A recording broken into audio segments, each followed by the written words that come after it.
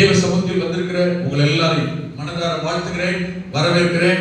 இந்த புனித பலி ஆராதனைகளை கர்த்தர் தந்த ரட்சிப்பை நினைவு கூர்ந்து, அந்த ரட்சகரை தியாக பலியை நினைவு கூர்ந்து அவரை துதிக்க, ஆராதிக்க, மகிமைப்படுத்த கர்த்தர் நமக்கு பாராட்டின கிருபை இரக்கங்களுக்காய் ஆண்டவரை நாம் மனதார நன்றி சொல்ல வேண்டும், துதிக்க வேண்டும். கர்த்தரை தொழுது கொள்ள வந்திருக்கிற உங்களை தேவன் ஆசீர்வதிப்பாராக. அல்லேலூயா. ஆண்டவருக்கே மகிமை. சரி, இந்த காலை நேரத்திலேயும் நம்முடைய சிந்தனைகளை சில நிமிடங்கள் தான் சிலுவை தியானத்தை குறித்ததான வார்த்தைகளை, சில காரியங்களை நாம் கவனித்து ஆமென் கர்த்தரை நாம் மகிமைப்படுத்த போகிறோம். கலாத்தியருக்கு நிருபம் பவுல், ஆமென் கலாத்தியருக்கு நிருபம் 6ஆம் அதிகாரம் 14ஆம் வசனம். அப்போஸ்தலனாகிய பவுல் கலாத்திய சபைக்கு எழுதியதான நிருபம் 6ஆம் அதிகாரம் 14வது வசனம். ஆமென். நானோ, பவுல் சொல்லுகிறார், நானோ நம்முடைய கர்த்தராகிய இயேசு கிறிஸ்துவின் சிலுவையை குறித்தே அல்லாமல் வேறொன்றையும் குறித்து மேன்மை பாராட்டாதிருப்பேனாக. அவரால் உலகம் எனக்கு சிலுவையில் அறையுண்டிருக்கிறது, நானும் உலகத்திற்கு சிலுவையில் அறையுண்டிருக்கிறேன். அல்லேலூயா. அப்போஸ்தலனாகிய பவுல் கலாத்திய சபை மக்களுக்கு எழுதுகிறார், நானோ மற்றவர்கள் யார், எப்படிப்பட்டவர்களா, என்ன சிந்தை, என்ன நோக்கத்தோடு அவர்கள் சிலுவை குறித்து நினைக்கலாம், யோசிக்கலாம், சிந்திக்கலாம். ஆனால் பவுல் சொல்லுகிறார், நானோ அப்படி இல்லை. நான் வேறு ஒன்றை குறித்தும் மேன்மை பாராட்ட மாட்டேன், பெருமை பாராட்ட மாட்டேன். சிலருக்கு இந்த பூமியில கிறிஸ்தவர்களாக இருந்தாலும் நல்ல கவனிங்க, அவங்களுக்கு இருக்கிற ஆஸ்தி, செல்வம், சொத்து, பட்டம், பதவி, பேரு, புகழ், இதை குறித்தான் சிலருக்கு மேன்மை. அவங்களுக்கு இருக்கிற வீட்டை குறித்து மேன்மை, அவங்களுக்கு இருக்கிற பணத்தை குறித்து மேன்மை, வசதி வாய்ப்பு குறித்து சிலருக்கு மேன்மை. ஆமென். அவங்களுக்கு இருக்கிற ஆஸ்தி, செல்வம், சொத்துக்களை குறித்து சிலருக்கு மேன்மை. இது உலக பிரகாரமானவங்களுக்காக இருந்தாலும் சரி, ரட்சிக்கப்பட்டேன் என்று சொல்கிற கிறிஸ்தவர்களுக்காக இருந்தாலும் சரி, அவங்களுக்கு எதை குறித்து மேன்மை தெரியும்? தங்களுக்கு இருக்கிற கார், என் காரை பத்தியா, என் வீட்டை பத்தியா, என் நகையை பத்தியா, என் நட்டை பத்தியா, என் ஸ்குருவை பத்தியா, ஆமென், எனக்கு இருக்கிற ட்ரெஸ் பத்தியா, உலக வாழ்க்கை ஆடம்பரத்தை பத்தியா. ஆனால் பவுல் சொல்கிறான், இவைகள் ஒன்றை குறித்தும் நான் மேன்மை பாராட்டுவது இல்லை. ஏனென்றால் உலகத்தில் பார்க்கிற மேன்மையாய் தோன்றுகிற, உயர்வாய் தோன்றுகிற, பகட்டாய் தோன்றுகிற எதுவுமே நம்மை பரலோகத்திற்கு கொண்டு போவது இல்லை. எல்லாம் எதுவும், ஆமென், நானே என் சரீரமே கூட பரலோகத்துக்கு போவது இல்லை. இந்த சரீரம் மண்ணோடு மண்ணாய் மண்ணில் வைக்கப்பட போனி, மண்ணில் எடுக்கப்பட்டபடினால் மண்ணுக்கு தான் திருப்பாய் பரலோகத்திற்கு. ஆமென். மாம்சமும் ரத்தமும் பரலோக ராஜ்யத்தை சுதந்திரிப்பது இல்லை என்கிறதினால் என்னுடைய ஒன்றும், ஆமென், என் ஆத்துமாவை தவிர, நான் என்று சொல்லுகிற இந்த ஆத்துமாவை தவிர, நான் என்று சொல்லுகிற இந்த ஜீவன் தவிர, நான் என்ன நம்ம சொல்லிக்கிறது எதை தெரியுமா? இந்த ஆத்துமா தான், இந்த ஜீவன் தான். இந்த சரீரம் கூட தெரியாது, இந்த சரீரம் கூட மண்ணுக்கு போய்விடும். மண்ணோடு மண்ணா பணம் இதுக்கு பிறகு, பிரேதம் இதுக்கு பிறகு, அந்த நான், அல்லேலூயா, அது எங்கே எப்போது என்றால் இந்த நான் என்பது, இந்த ஸ்டீபன் வருது என்பது, இந்த ஆத்துமா, இந்த உள்ளான மனிதன், ஜீவன் தன்னை தந்த தேவனிடத்திற்கு அது மாத்திரமே போய் சேரும். ஆகவே இந்த உலகத்தில் நாம் நம்மை தவிர, நம்மிடத்தில் இருக்கிற எந்த உலகமோ, பொருளோ, ஆடம்பரமோ, நாம் நம்மையே மேட்டிமையாய் நினைத்துக் கொள்கிற எதுவும் நம்மோடு கூட வருகிறது இல்லை, நம்மை பரலோகம் கொண்டு போய் சேர்க்கிறது இல்லை என்கிறதினால் பவுல் சொல்லுகிறார், நான் மற்ற வேறு ஒன்றையும் குறித்து மேன்மை பாராட்டுவது இல்லை, மேன்மை பாராட்டாமல் இருப்பேனாக என்றும் தன்னை அர்ப்பணிக்கிறான். அல்லேலூயா. அப்ப எதை குறித்து ஏன் மேன்மை பாராட்ட வேண்டும், எதை குறித்து ஏன் மேன்மை பாராட்ட வேண்டும் என்றால் அப்போஸ்தலனாகிய சொல்கிறார், நானோ கர்த்தராகிய இயேசு கிறிஸ்துவின் சிலுவை குறித்தே அல்லாமல் வேறு ஒன்றை குறித்து மேன்மை பாராட்டாது இருப்பேனாக. அல்லேலூயா. மிக முக்கியமான சின்ன, ஆமென், ஆனால் மிக முக்கியமான ஆழமான சத்தியம் இங்கே சொல்லப்பட்டிருக்கிறது. நானோ எதை குறித்து தான் மேன்மை பாராட்டுவேன்? சில எதை குறித்து? சிலுவையை குறித்து. இதான் கவனிக்கணும், சிலுவையை குறித்து. ஏனென்றால் முதல்ல சொன்னது போல வேறு ஒன்றும் என்னை பரலோகத்திற்கு, நித்திய ஜீவனுக்கு கொண்டு போய் சேர்க்காது. அப்படி என்றால் சிலுவை, சிலுவை மூலம் வருகிற ரட்சிப்பு, சிலுவையினால் இயேசு கிறிஸ்து ஏற்படுத்தின பாவ மன்னிப்பாகிய மீட்பினால் சிலுவையினால், அந்த சிலுவையினிடத்தில் வருகிறதினால், இயேசு சிலுவை சுமந்ததினால், சிலுவை மரத்தினால் எனக்கு நித்திய ஜீவனும் ரட்சிப்பும் வந்திருக்கிறது. ஆகவே எனக்கு ரட்சிப்பும் நித்திய ஜீவனும் பரலோகமும் எதனால் எப்படி கிடைத்ததோ அதை நான் மேன்மை பாராட்டுகிறேன், மேன்மையாக நினைக்கிறேன். அல்லேலூயா. அப்ப சிலுவையினால் தான் ஒரு மனிதனுடைய வாழ்க்கையிலே மேன்மை, சிலுவையினால் தான் ஒரு மனிதனுடைய வாழ்க்கையிலே ரட்சிப்பு, சிலுவையின் மூலமாக தான் இயேசு பாவ மன்னிப்பை நமக்கு ஏற்படுத்தி சம்பாதித்து வைத்து விட்டு போயிருக்கிறார். ஆகவே நாம் மேன்மை பாராட்ட வேண்டியது, மெச்சிக்கொள்ள வேண்டியது, சார்ந்திருக்க வேண்டியது, ஆமென், ஏற்றுக்கொள்ள வேண்டியது எதுவென்றால் சிலுவை. அப்ப எதை குறித்து மேன்மை பாராட்டணுமா? சிலுவை. சிலுவை என்று சொல்லும்போது இன்னொரு விஷயத்தையும் சொல்லிவிடுகிறேன். சிலுவையை மேன்மை பாராட்டுகிறதினால், சிலுவையை பெருமையாக நினைக்கிறதினால், ஆமென், சிலுவையை மெச்சிக் கொள்ளுகிறதினால், சிலுவையை விக்கிரகமாக மாற்றி தொழுது கொள்ள, ஆராதிக்க, வணங்க வேண்டிய அவசியம் இல்லை. அதனால ரட்சிப்பு, அதனால ஒரு விடுதலை, அதன் மூலமாய் கர்த்தர் நமக்கு பாவ மன்னிப்பை ஏற்படுத்தி வைத்தாரே தவிர பாவ மன்னிப்பு ஏற்படுத்தப்பட்ட பொருள் முக்கியம் அல்ல, ஏற்படுத்தினவர் தான் முக்கியம். கரங்களை உயர்த்தி அல்லேலூயா. சிலுவையை கழுத்தில் அணிந்து கொள்கிறதுனாலோ, தாலியாய் மாற்றிக் கொள்கிறதுனாலோ, மோதிரமாய் பதிய வைத்துக் கொள்கிறதுனாலோ, ஆமென், அச்ச அடையாளங்களை செய்து வைத்து விடுகிறதுனாலோ நம்முடைய வாழ்க்கையில் அல்ல. ஆமென். அதிலே ரட்சிப்பை ஏற்படுத்தின இயேசுவின் மூலமாக தான் பாவ மன்னிப்பும் பரலோகமும் நித்திய ஜீவனும் உண்டு. அல்லேலூயா. ஆமென், ஆமென், ஸ்தோத்திரம். இன்னொரு விஷயத்தை கவனித்து பாருங்கள். அங்கே சொல்லப்பட்டிருக்கிறது, ரெண்டு காரியத்தை பவுல் கொடுக்கிறான். நான் மேன்மை பாராட்டுவது எதை? சிலுவையை. ஏனென்றால் சிலுவை மூலமாக தான் ரட்சிப்பு, சிலுவை மூலமாக இயேசு சிலுவையை சுமந்ததினால் தான் பாவ மன்னிப்பு. மறுபடியும் சொல்கிறேன், சிலுவையை சுமந்துட்டாரு, சிலுவை ரட்சிப்பு ஏற்படுத்தி விட்டார் என்றால் சிலுவை விக்கிரகம் அல்ல. சிலுவையை தொட்டு கும்பிடுறதுனால, வீட்டுல கொண்டு வச்சுக்கிட்டால், கழுத்தில் மாட்டினால ரட்சிப்பு வராது. ஆமென். அந்த சிலுவையின் மூலம் இயேசு ஏற்படுத்தின, இயேசு உண்டாக்கின, இயேசு சிந்தின ரத்தத்தால் தான் பாவ மன்னிப்பு, மீட்பு, ரட்சிப்பு. ஆமென். அதுக்கு பயன்படுத்தின ஒரு கருவி தான் என்னது? சிலுவை. அல்லேலூயா. ஆமென், ஆமென். இன்னொரு தெரியுமா? இந்த சிலுவை குறித்து சொல்லும்போது சிலுவை மேன்மை பாராட்டுகிறேன். இன்னொரு வார்த்தை சொல்கிறான் பாருங்கள். ஆரம்பத்துல நானோ நம்முடைய கர்த்தராகிய, சொல்லுங்க, என்ன சிலுவை? யாரோட சிலுவை? கர்த்தராகிய இயேசு கிறிஸ்துவின் சிலுவையினால் தான் ரட்சிப்பு. நான் மேன்மை பாராட்டுகிற சிலுவை யாருடைய சிலுவை? ஆமென். அவன் சொல்லுகிறான் பாருங்கள், நானோ நம்முடைய கர்த்தராகிய இயேசு கிறிஸ்துவின் சிலுவையை குறித்தே அல்லாமல். அப்படிதான் பவுல் சொல்லுகிறான், நான் மேன்மை பாராட்டுகிற சிலுவை யாருடைய சிலுவை? இயேசு கிறிஸ்துவின் சிலுவை. அப்படி என்றால் சிலுவை என்பது இயேசு கிறிஸ்துவுக்கு மட்டும் சொந்தமானதாக இருந்திருக்கவில்லை. ஹலோ, இருக்கீங்களா? அப்ப சிலுவை யாருக்கு சொந்தமா இல்ல, இயேசு கிறிஸ்துவுக்கு சிலுவை சொந்தமா இல்லை. அப்படி என்றால் ஆமென், பவுல் இயேசு கிறிஸ்து வாழ்ந்த காலத்தில் இந்த சிலுவை என்பது இயேசு கிறிஸ்து மட்டுமல்ல, அநேகருக்கு, பலருக்கு, பலருடைய சிலுவை பலருக்காக இருந்திருக்கிறது. ரோமருடைய காலத்தில் இதான் கவனிக்கணும். ரோமருடைய காலத்தில் இந்த சிலுவை என்பது, நல்ல கவனிங்க, கொலைகார சின்னம்.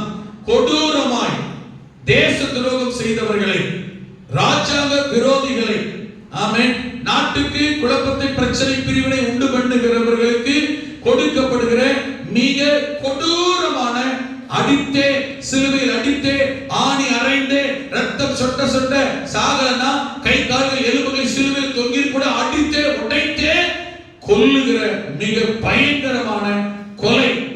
ஆமென். தேச துரோக வழக்குகளுக்கு செய்யப்படுகிற, அரசாங்கத்தில் கொடுக்கப்படுகிற, ரோம சாம்ராஜ்யத்தில் கொடுக்கப்பட்ட மிக கொடூரமான தண்டனை, கொலைதான் இந்த சிலுவை பாடு மரணம். அப்படி என்றால் இந்த சிலுவையில் நல்லா கவனிக்கணும், இயேசு மட்டுமே அறையப்படல.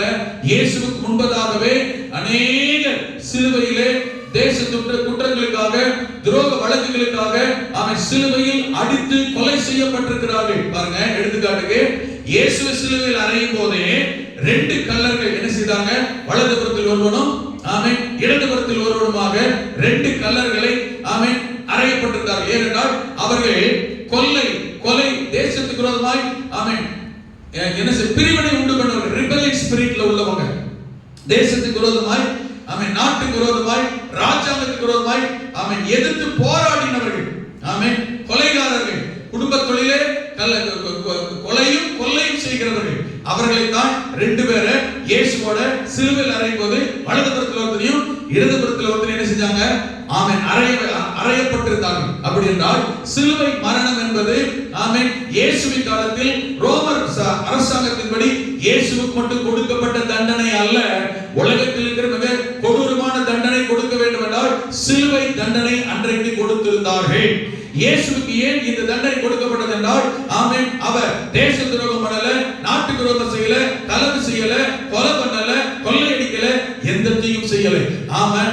ஆனால் அவர் ஆமென் நானும் பிதா ஒன்றாக இருக்கிறோம், நான் பிதாவிடத்தில் வந்தவன், என்னை கண்டவன் பிதாவை கண்டான், நான் மரித்து உயிர்த்தெழுந்து உங்களுக்காக நித்திய ஜீவனை கொடுக்கும்படி வந்திருக்கிறேன், உங்களை பரலோகத்தில் தேவனிடத்தில் கொண்டு போய் சேர்க்க தேவனிடத்தில் இறங்கி வந்தவன் என்று அவர் சொன்னதினால் யூதர்களால் பிரதான ஆசாரியர்களால் இந்த வார்த்தையை ஏற்றுக்கொள்ள முடியாமல் இவன் தன்னை பிதாவுக்கு நம்முடைய தேவனுக்கு சமமாக்கினான், இவன் தச்சனுடைய குமாரன், அவன் யோசேப்பு மரியாளுடைய மகன், யோசே சீமோன் யாக்கோபு ஆமென் யூதா என்பவர்களுடைய சகோதரன். அப்படி இருக்கும்போது இவன் எப்படி தன்னை பிதாவுக்கு சமமாக்குவான், எப்படி பிதாவிடத்தில் வருவான், எப்படி இவனும் பிதா ஒன்றாக இருக்க முடியும் என்று சொல்லிதான் ஆமென் பரலோகத்துக்கு அடுத்த பிதாவுக்கு அடுத்த நியாயப்பிரமாணங்களுக்கு அடுத்த காரியத்திலே இவன் குற்றம் செய்தான் என்று இயேசுவின் மேல் குற்றம் சாட்டி அவரை கல்வாரி சிலுவையில் அறைய அன்றைக்கு இவர்கள் பிதா பிரதான ஆசாரியத்திலும் பிலாத்தினிடத்திலும்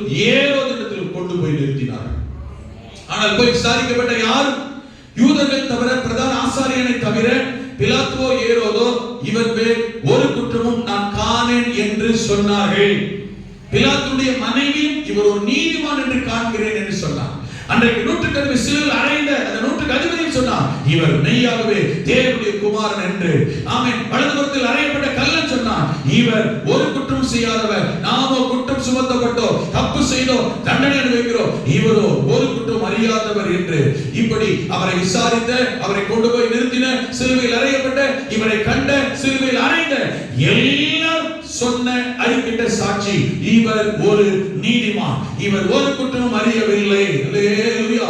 ஆனால் பின்னே ஏன் ஆண்டவர் இயேசு இந்த கல்வாரியில் அடிக்கப்பட்டார் என்றால் ஒரே நோக்கம்தான். ஆமென். நீங்களும் நானும் தேவனை விட்டு தூர போய் பாவம் செய்து சாத்தானுடைய பிள்ளைகளால் பாவத்திலும் சாபத்திலும் கட்டுகளில் அகப்பட்ட நம்மை மறுபடியும் அவரோடு சேர்த்துக் கொள்ள வேண்டும் என்பதற்காக ஒரு பரிசுத்தவான், ஒரு நீதிமானுடைய ரத்தம் பூமியிலே சிந்தப்பட வேண்டும். ரத்தம் சிந்துதல் இல்லாமல் பாவ மன்னிப்பு இல்லை என்கிறதினால் ஆண்டவர் இயேசு நம்மை அவரே சிருஷ்டித்ததினால் அவருடைய ரத்தத்தினாலேயே நம்மை மீட்கும்படி இந்த பூமியிலே உங்களுக்காக எனக்காக மனிதனாய் பிறந்து ஒரு பாவமும் செய்யாதவர், ஒரு பாவம் அறியாதவர் நம்முடைய பாவத்திற்காக கல்வாரி சிலுவையில் அடிக்கப்பட்ட ரத்தம் சிந்தி மரித்து 3ஆவது நாள் உயிரோடு கூட எழுந்தார். அல்லேலூயா, அல்லேலூயா. ஆகவே அன்றைக்கு இந்த சிலுவை என்பது ஆமென் இயேசு கிறிஸ்து ஒருவருக்கு மாத்திரம் கொடுக்கப்பட்ட தண்டனை அல்ல. ஆனால் இதிலே ஒரு விசேஷம், ஒரு சிறப்பு என்னவென்றால் கவனியுங்கள், என்றைக்கு ஆண்டவர் இயேசு இந்த கல்வாரி சிலுவையில் அடிக்கப்பட்டாரோ, ரத்தம் சிந்தினாரோ, மரித்தாரோ, நல்ல கவனிங்க, அதற்கு பிறகு கொலைகார சின்னமாய் இருந்த சிலுவை, சாப சின்னமாய் இருந்த சிலுவை, கொடூர சின்னமாய் இருந்த சிலுவை, இயேசு கிறிஸ்துவின் மரணம் உயிர்த்தெழுதலுக்கு பிறகு இந்த கொலைகார சிலுவை புனித சிலுவையாய் மாறினது, புனித சின்னமாய் மாறினது. ஆமென். அடையாள சின்னமாய் மாறினது, கிறிஸ்தவ சின்னமாய் மாறினது, தேவனை குறிக்கும் சின்னமாய் மாறினது. எதனா சொல்றது உணர்வுண்டா புரிஞ்சா ஒரு அல்லேலூயா ஆமென் ஸ்தோத்திரம் வரும். அல்லேலூயா. நான் சொல்றது எதுவுமே புரியலன்னா என்னதான் தலையில நான் தண்ணி ஊற்றாலும் ஒரு ஆக்ஷன் வராது. ஆமென். அல்லேலூயா. எத்தனை பேர் நான் சொல்றது புரியுது? இயேசுவின் பிறகு, இயேசு கிறிஸ்துவுக்கு பிறகுதான், இயேசு கிறிஸ்துவின் மரணம், சிலுவையின் மரணத்துக்கு பிறகுதான், உயிர்த்தெழுதலுக்கு பிறகுதான் ஆமென் இந்த கொலைகார சின்னம் புனித சின்னமாய் மாறினது. ஆமென். அது வரைக்கும் சிலுவை என்றாலே சாபம், சிலுவை என்றாலே கொடூரம், சிலுவை என்றாலே தண்டனை, சிலுவை என்றாலே பயம். கொலைகார சின்னம் சிலுவை. ஆனால் இன்றைக்கு ஆமென், வீடுகளில் தொங்குது என்ன, லைட் மாட்டிருக்கு என்ன, கழுத்துல தொங்குறது என்ன, அல்லேலூயா, சபையில் ஆலயத்துக்கு மேல தொங்குறது என்ன. சிலுவை என்ற வார்த்தைக்கு உண்மையான அர்த்தமே, சிலுவை என்ற வார்த்தைக்கு உண்மையான அர்த்தம் பாடு. சிலுவை என்ற வார்த்தைக்கு உண்மையான அர்த்தமே உபத்திரவம், துன்பம்னு அர்த்தம். ஆமென். துன்பத்தை தூக்கி கழுத்துல போட்டு ஒரே பாடுங்க. துன்பத்தை தூக்கி பாட தூக்கி கழுத்துல மாட்டிக்கிட்டு என்ன சொல்லிக்கிட்டு இருக்கிறது? ஒரே கஷ்டம் பாஸ்டர். துன்பத்தை கையில மாட்டிக்கிட்டு ஒரே மாட்டிக்கிட்டு கஷ்டம் தான். இயேசு யாரையுமே என்ன போல கழுத்துல தூக்கி மாட்டிக்க சொல்லல. என்ன சொன்னார் என்றால், ஒருவன் என்னை பின்பற்றி வர விரும்பினால் தன்னைத்தானே வெறுத்து தன் சிலுவையை எடுத்துக்கொண்டு. கழுத்துல மாட்டிக்கிட்டு இல்ல, கட்டையில தூக்கிட்டு இல்ல, வெங்கலத்துல சிலுவையில, சில்வர்ல, தங்கத்துல இல்ல. அவங்களுக்கு ஒரு சிலுவை இருக்கு, பாடு. அவங்களுக்கு ஒரு வழி இருக்கு, வாழ்க்கை. அவங்களுக்கு ஒரு நடைமுறைன்னு ஒண்ணு இருக்கு. வாழ்க்கையில இருக்கிற பாடு, உபத்திரம், கஷ்டம், நெருக்கத்தின் வழியாகத்தான் இயேசுவை கிறிஸ்துவத்தை பின்பற்ற முடியுமே தவிர, பரலோகத்தை போய் சேர முடியுமே தவிர, எந்த ஒரு மனிதனுக்கும், எந்த ஒரு கிறிஸ்தவனுக்கும், எந்த ஒரு ஊழியக்காரனுக்கும், எந்த ஒரு சபைக்கும் பாடு, நெருக்கம், உபத்திரம், பிரச்சனை இல்லாமல் இருக்காது. ஆனால் இந்த பாடு, உபத்திரம், நெருக்கம், பிரச்சனை ஒரு நாள் நம்மை பரலோகத்துக்கு போக தடை பண்ணாது என்பதுதான் உண்மை. அல்லேலூயா. எதுக்கு அப்படின்னா அந்த பாடு, உபத்திரம், நெருக்கம்னா நம்மை பரலோகத்துக்கு போகிறது ஷார்ப் ஆக்குது. புரியுது? எதுக்கு பாடு, எதுக்கு உபத்திரம்னா நம்மள பரலோகத்துக்கு போறதுக்கு ஷார்ப். ஒரு பாத்திரம் இருக்கு, அந்த பாத்திரத்தை எடுத்து தேய்ச்சி நல்லா, எவ்வளவு தேய்ச்சி நல்லா தேய்ச்சி கழுவணும், அந்த அளவுக்கு பல பார்க்கும். தேய்க்கும் போது அதுக்கு சுகமா இருக்குமா? சொல்லுங்க, வலிக்குதான் செய்யும். அதுவும் என்னென்ன தேங்காய் நார் போடுறது என்ன, முதல் சாம்பல போட்டு கழுவுவாங்க, அப்புறம் தேங்காய் நார் போட்டாங்க. இப்ப ஸ்க்ரப்பர்னு வந்து பாருங்க சில்வர்ல. ஆமே, பாத்திரம் வந்து நல்லா இருக்கு பாக்க, தேய்ச்சி பாத்தீங்கன்னா கோடு உள்ள அந்த டிசைன் ஆயிடும்.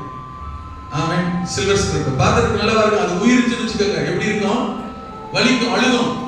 ஆமென். ஆனா என்ன செய்யறோம்? அது எவ்வளவாய் பலபலக்குதோ, எவ்வளவாய் சுத்தப்படுத்தப்படுகிறதோ அந்த அளவுக்கு என்ன நடக்குது? அதை பயன்படுத்துகிறோம், அதை யூஸ் பண்றோம், அதை என்ன செய்யறோம்? ஆமென். அதை மேன்மையாக நினைக்கிறோம்.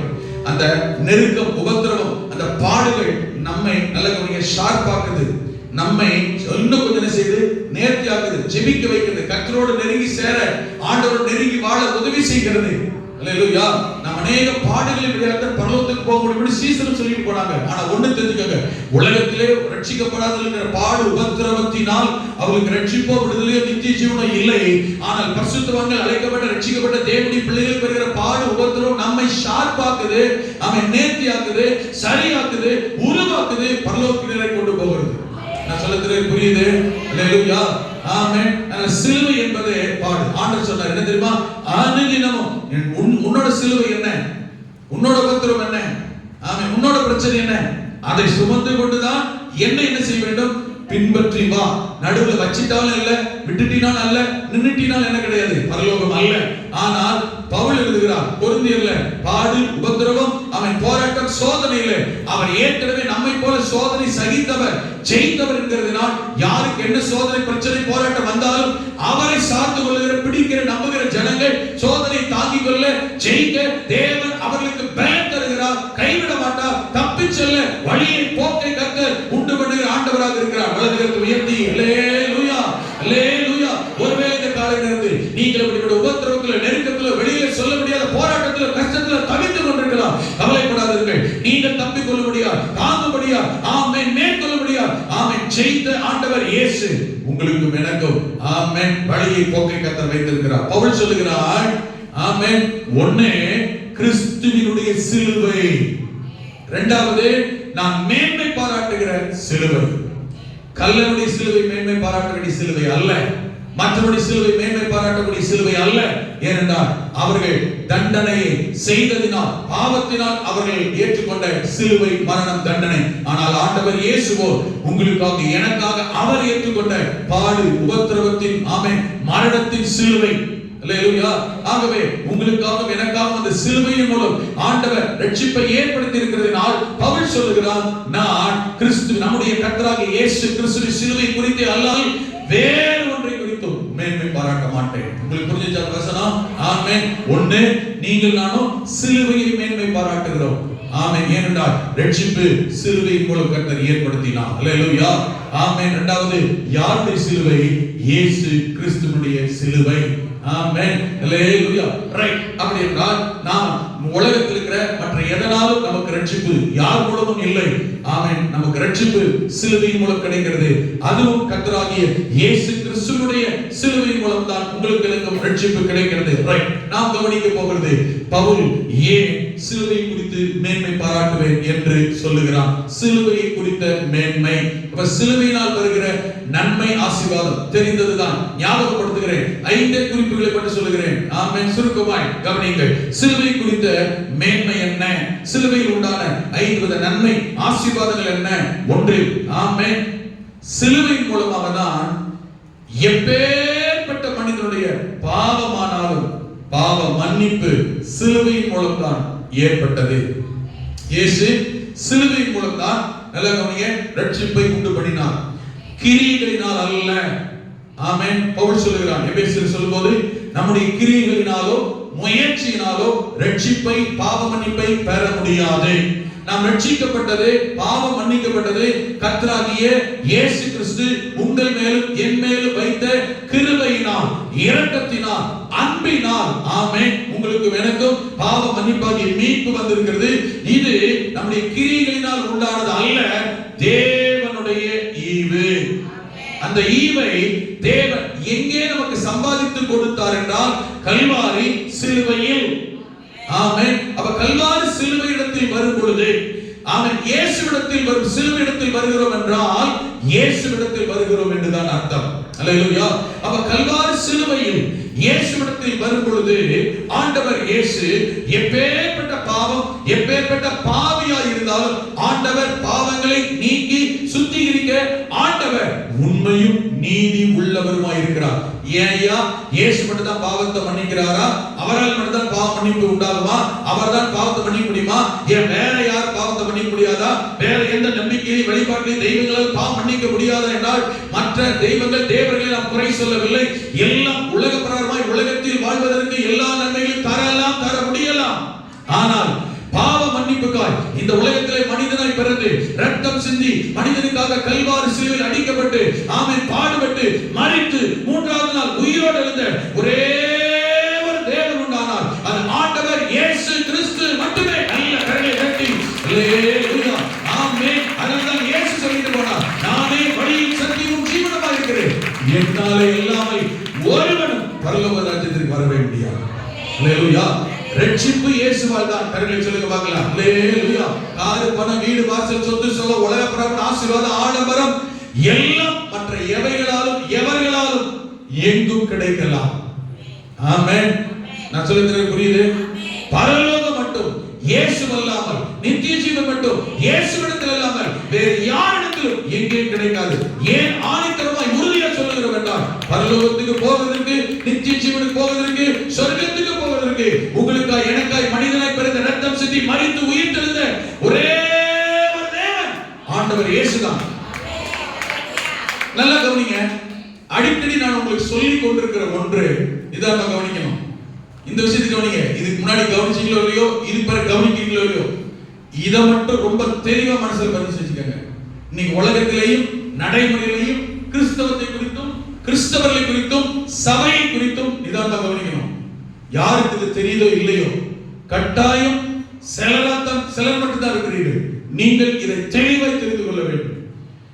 இன்றைக்கு உலகத்தில் இருக்கிற மற்றவர்கள், அரசியல்வாதிகள், அரசாங்கம், இணைந்த பந்துக்கள், சொந்தங்கள், ஜாதி ஜனங்கள், உலகத்தாரே கிறிஸ்தவம் கிறிஸ்தவர்கள் சபைக்கு போகிறார்கள் என்று சொன்னால் உலகமே இன்னைக்கு என்ன சொல்லி, அரசியல்வாதி எடுத்துக்கங்க, மேடையில பேசுறவங்க எடுத்துக்கங்க, அரசியல்வாதி எடுத்துக்கங்க, அரசாங்கத்தில் உள்ளவர்கள் எடுத்துக்கங்க, கிறிஸ்தவர்கள் சபைக்கு போறாங்களே பரம்பரையா அவங்களே எடுத்துக்கங்க.